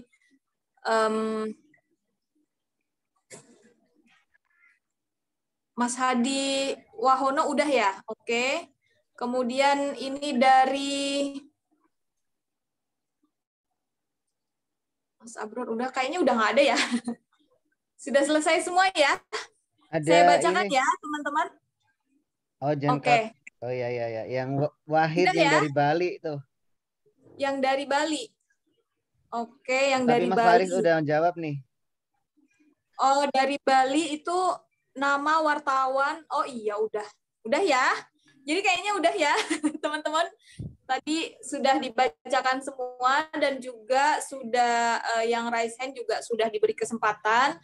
Namun sebelum kita mengakhiri, ini ada semacam kontrak dari Mas Faris nih. Kita mau diberi tugas apa nih Mas Faris untuk minggu pertama sebelum kita memasuki pertemuan kedua. Silakan Mas Faris. Ya, seperti yang saya janjikan tadi di awal, saya akan membekali teman-teman dengan pertanyaan yang bisa jadi modal ya untuk merenung di rumah itu. Pertama, pertanyaan pertama adalah elemen-elemen apa yang harus ada di sana agar tulisan kita kuat, dan di sana itu maksudnya di tulisan opini dan esai ya. Itu nanti teman-teman refleksikan, teman-teman cari gitu. Nanti minggu depan kita diskusikan. Lalu yang kedua adalah bagaimana sih memilih diksi itu, teman-teman selama ini prosesnya seperti apa caranya memilih diksi. Itu coba direnungkan baik-baik, prakteknya bagaimana. Lalu bolehkah kita meniru tulisan orang lain? Bolehkah kita meniru tulisan orang lain? Nah, ini yang sering kali, pertanyaan ini yang sering kali ditanyakan ke saya. Nanti teman-teman punya modal pertanyaan ini untuk dibawa pulang sehingga nanti bisa direnungkan ya. Lalu yang terakhir, apa yang dimaksud penulisan pretensius dan mengapa kita tidak perlu melakukannya? Penulisan yang berpretensi, jadi merasa sok benar, sok paling tahu, sok paling oke, gitu. Kenapa itu nggak boleh dan kenapa kita tidak perlu melakukannya, gitu ya? Itu kira-kira yang nanti bisa jadi bahan teman-teman sekalian merenung di rumah. Selain nanti teman-teman sekalian saya kasih tugas ini. Tugasnya adalah membaca 2 opini yang Anda anggap bagus dan 2 opini yang Anda anggap buruk di media massa. Kasih komentar, beri ulasan singkat dan argumentasi mengapa Anda menganggap opini tersebut merupakan opini bagus dan opini buruk versi Anda. Tugasnya Anda kirim ke frz08 fantaromeo08@gmail.com. Nanti saya akan periksa satu persatu. Kalau saya nggak habis waktunya atau saya cuplik beberapa yang akan saya komentari gitu ya. Nanti akan kita diskusikan sebelum kita memasuki kelas materi di kelas keduanya nanti. Gitu. Mas Faris. Untuk penyerahan tugasnya mungkin di Google Classroom-nya NU Online ya. Nanti saya boleh. Bukain kodenya untuk Mas Faris. Iya, biar Mas Farisnya nggak pusing. Ya, oke. Ya, biar ini sama kita. Ya, atur saja ya. Baik. Oke, ada lagi Mas Faris mungkin? Ya, saya ingin menceritakan satu, tadi Mbak Anti sempat menyebut di Tirto ya. Saya ingin bagaimana saya menulis ke NU-an, terbanyak-banyak ulama NU gitu ya. Terus kemudian tradisi NU di Tirto. Jadi kebetulan redakturnya minta ke saya dan tahun 2018 saya dikontrak full 1 bulan gitu ya untuk bisa menulis di Tirto dan itu honornya bisa buat beli sepeda motor itu teman-teman sekalian. Wow. Jadi lumayan lah. Bisa buat lebaran ya waktu itu ya. Nah itu di Tirto, tapi ya setiap hari selama 30 hari itu butuh energi yang kuat, butuh bacaan yang banyak dan seterusnya. Nah saya salah satunya ini nggak yang bagian dari 1 bulan penuh itu ya. Jadi di Tirto itu ada kolom namanya apa ya? Jadi di hari itu ada peristiwa apa gitu. Nah ini kebetulan tanggal 25 Juli tahun 2018 saya diminta untuk menulis profilnya Hadratus Syekh Hasyim Asy'ari. Mohon maaf sekali kalau di media sekuler kayak Tirto gini penyebutannya memang harus dipangkas, nggak pakai kiai, nama langsung gitu ya. Nggak seperti di NU Online yang memang sejak lahir sudah NU. Kalau ini kan belum NU nih Tirto ini. Jadi NU kan. Masih abangan. Nah, teman-teman sekalian perhatikan, Gabriel Garcia Marquez itu, Gabu itu, penulis terkenal asal Amerika Latin itu, dalam sebuah novelnya yang berjudul 100 Years Solitude, 100 tahun kesunyian itu, menghabiskan waktu selama 13 tahun untuk membuat paragraf pembuka di novelnya. Bayangkan, 13 tahun waktu dia untuk bereksperimen bagaimana membuat paragraf yang bagus untuk pembuka novelnya. Jadi pembukaan novel yang paling bagus abad ini, itu menurut sebagian orang itu adalah di novel 100 tahun kesunyiannya Gabriel Garcia Marquez itu. Kenapa? Karena itu memang dia dipersiapkan betul novel pembuka, paragraf pembukanya itu. Jadi nanti teman-teman silakan baca itu biar kaya perspektifnya gitu kalau nulis opini nanti. Nah, contoh bagaimana membuka paragraf dengan tadi menggambar dengan kalimat yang semi esai tapi berbentuk prosa juga itu adalah seperti ini teman-teman sekalian. Jadi paragraf pertama ini saya formulasikan dari esai yang semi-semi prosa gitu ya. Matahari mulai merangkak ketika dua orang sepuh terlibat dalam sebuah percakapan serius. Ini adalah sebuah cerita yang nanti saya berharap penulisnya juga bisa seakan-akan ada di dalam adegan itu, atau pembacanya ada di dalam adegan gitu. Jadi seolah-olah melihat langsung kejadian itu. Dan itulah kesuksesan bagaimana kita parameter kesuksesan bagaimana kita bisa menggambarkan situasi atau keadaan tertentu sehingga pembaca itu merasa terlibat langsung atau ikut di dalam adegan itu. Ini contoh ya bagaimana esai dibuka dengan model-model menggambarkan future, semi future gitu. Terima kasih Mbak Anti, Mas Kendi. Oke. Baik, terima kasih Mas Faris. Ini pokoknya yang seperti yang saya sampaikan tadi, teman-teman kalau mau melihat, membaca atau sudut pandang Mas Faris, cara penulisannya dan lain sebagainya itu banyak sekali, teman-teman. Seperti yang saya sampaikan tadi, saya itu sering membaca, cuman nggak kenal orangnya, nggak tahu orangnya gitu. Jadi di Tirto itu banyak sekali, di Tempo juga banyak, di Jawa Pos juga ada.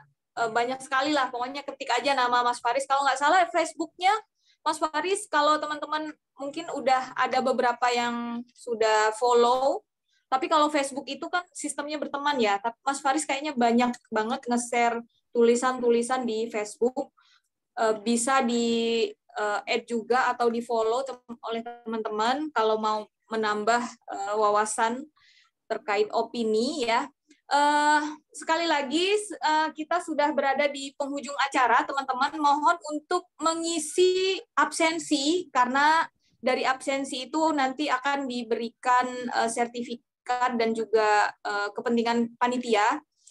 Mohon sekali lagi teman-teman untuk mengisi absensi dan tugas yang sudah diberikan oleh nanti form. Namun sebelum saya tutup, saya ingin mendengarkan closing statement pada pertemuan pertama di kelas opini oleh narasumber kita, Mas Faris. Ya, terima kasih Mbak Anti. Saya tidak punya closing statement, tapi kalau dipaksa saya akan bicara. Jangan mimpi jadi penulis kalau nggak pernah membaca dengan baik. Saya ulangi lagi, situ serius mau jadi penulis. Seperti saya ya, PPT saya. Terima kasih. Baik, terima kasih banyak Mas Faris. Sekali lagi saya ucapkan mudah-mudahan selalu sehat walafiat sehingga bisa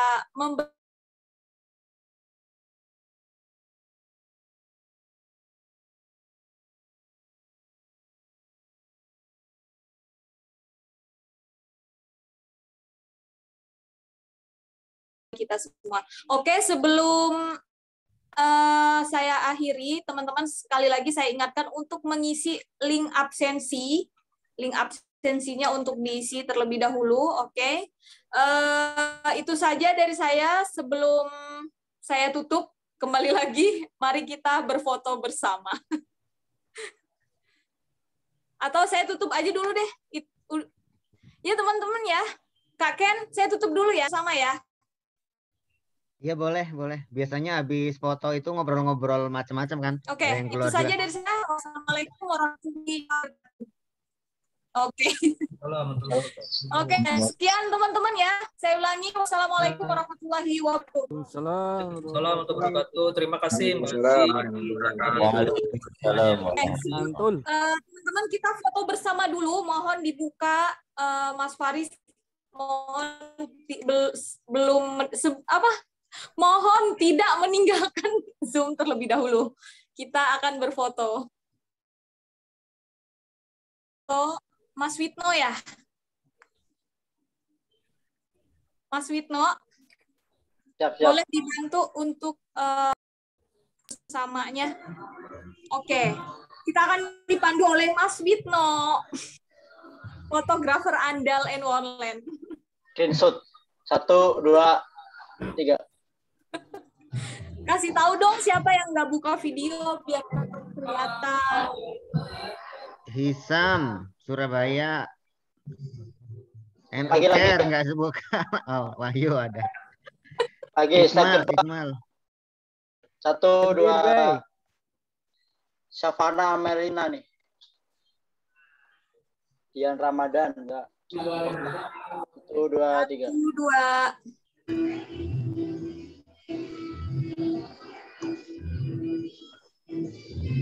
Nah, sudah Kak. Oke. Udah 2 halaman, oke. Cukup. Oke, saya serahkan kepada kepala sekolah. Barangkali ada yang ingin disampaikan. Silahkan Kak.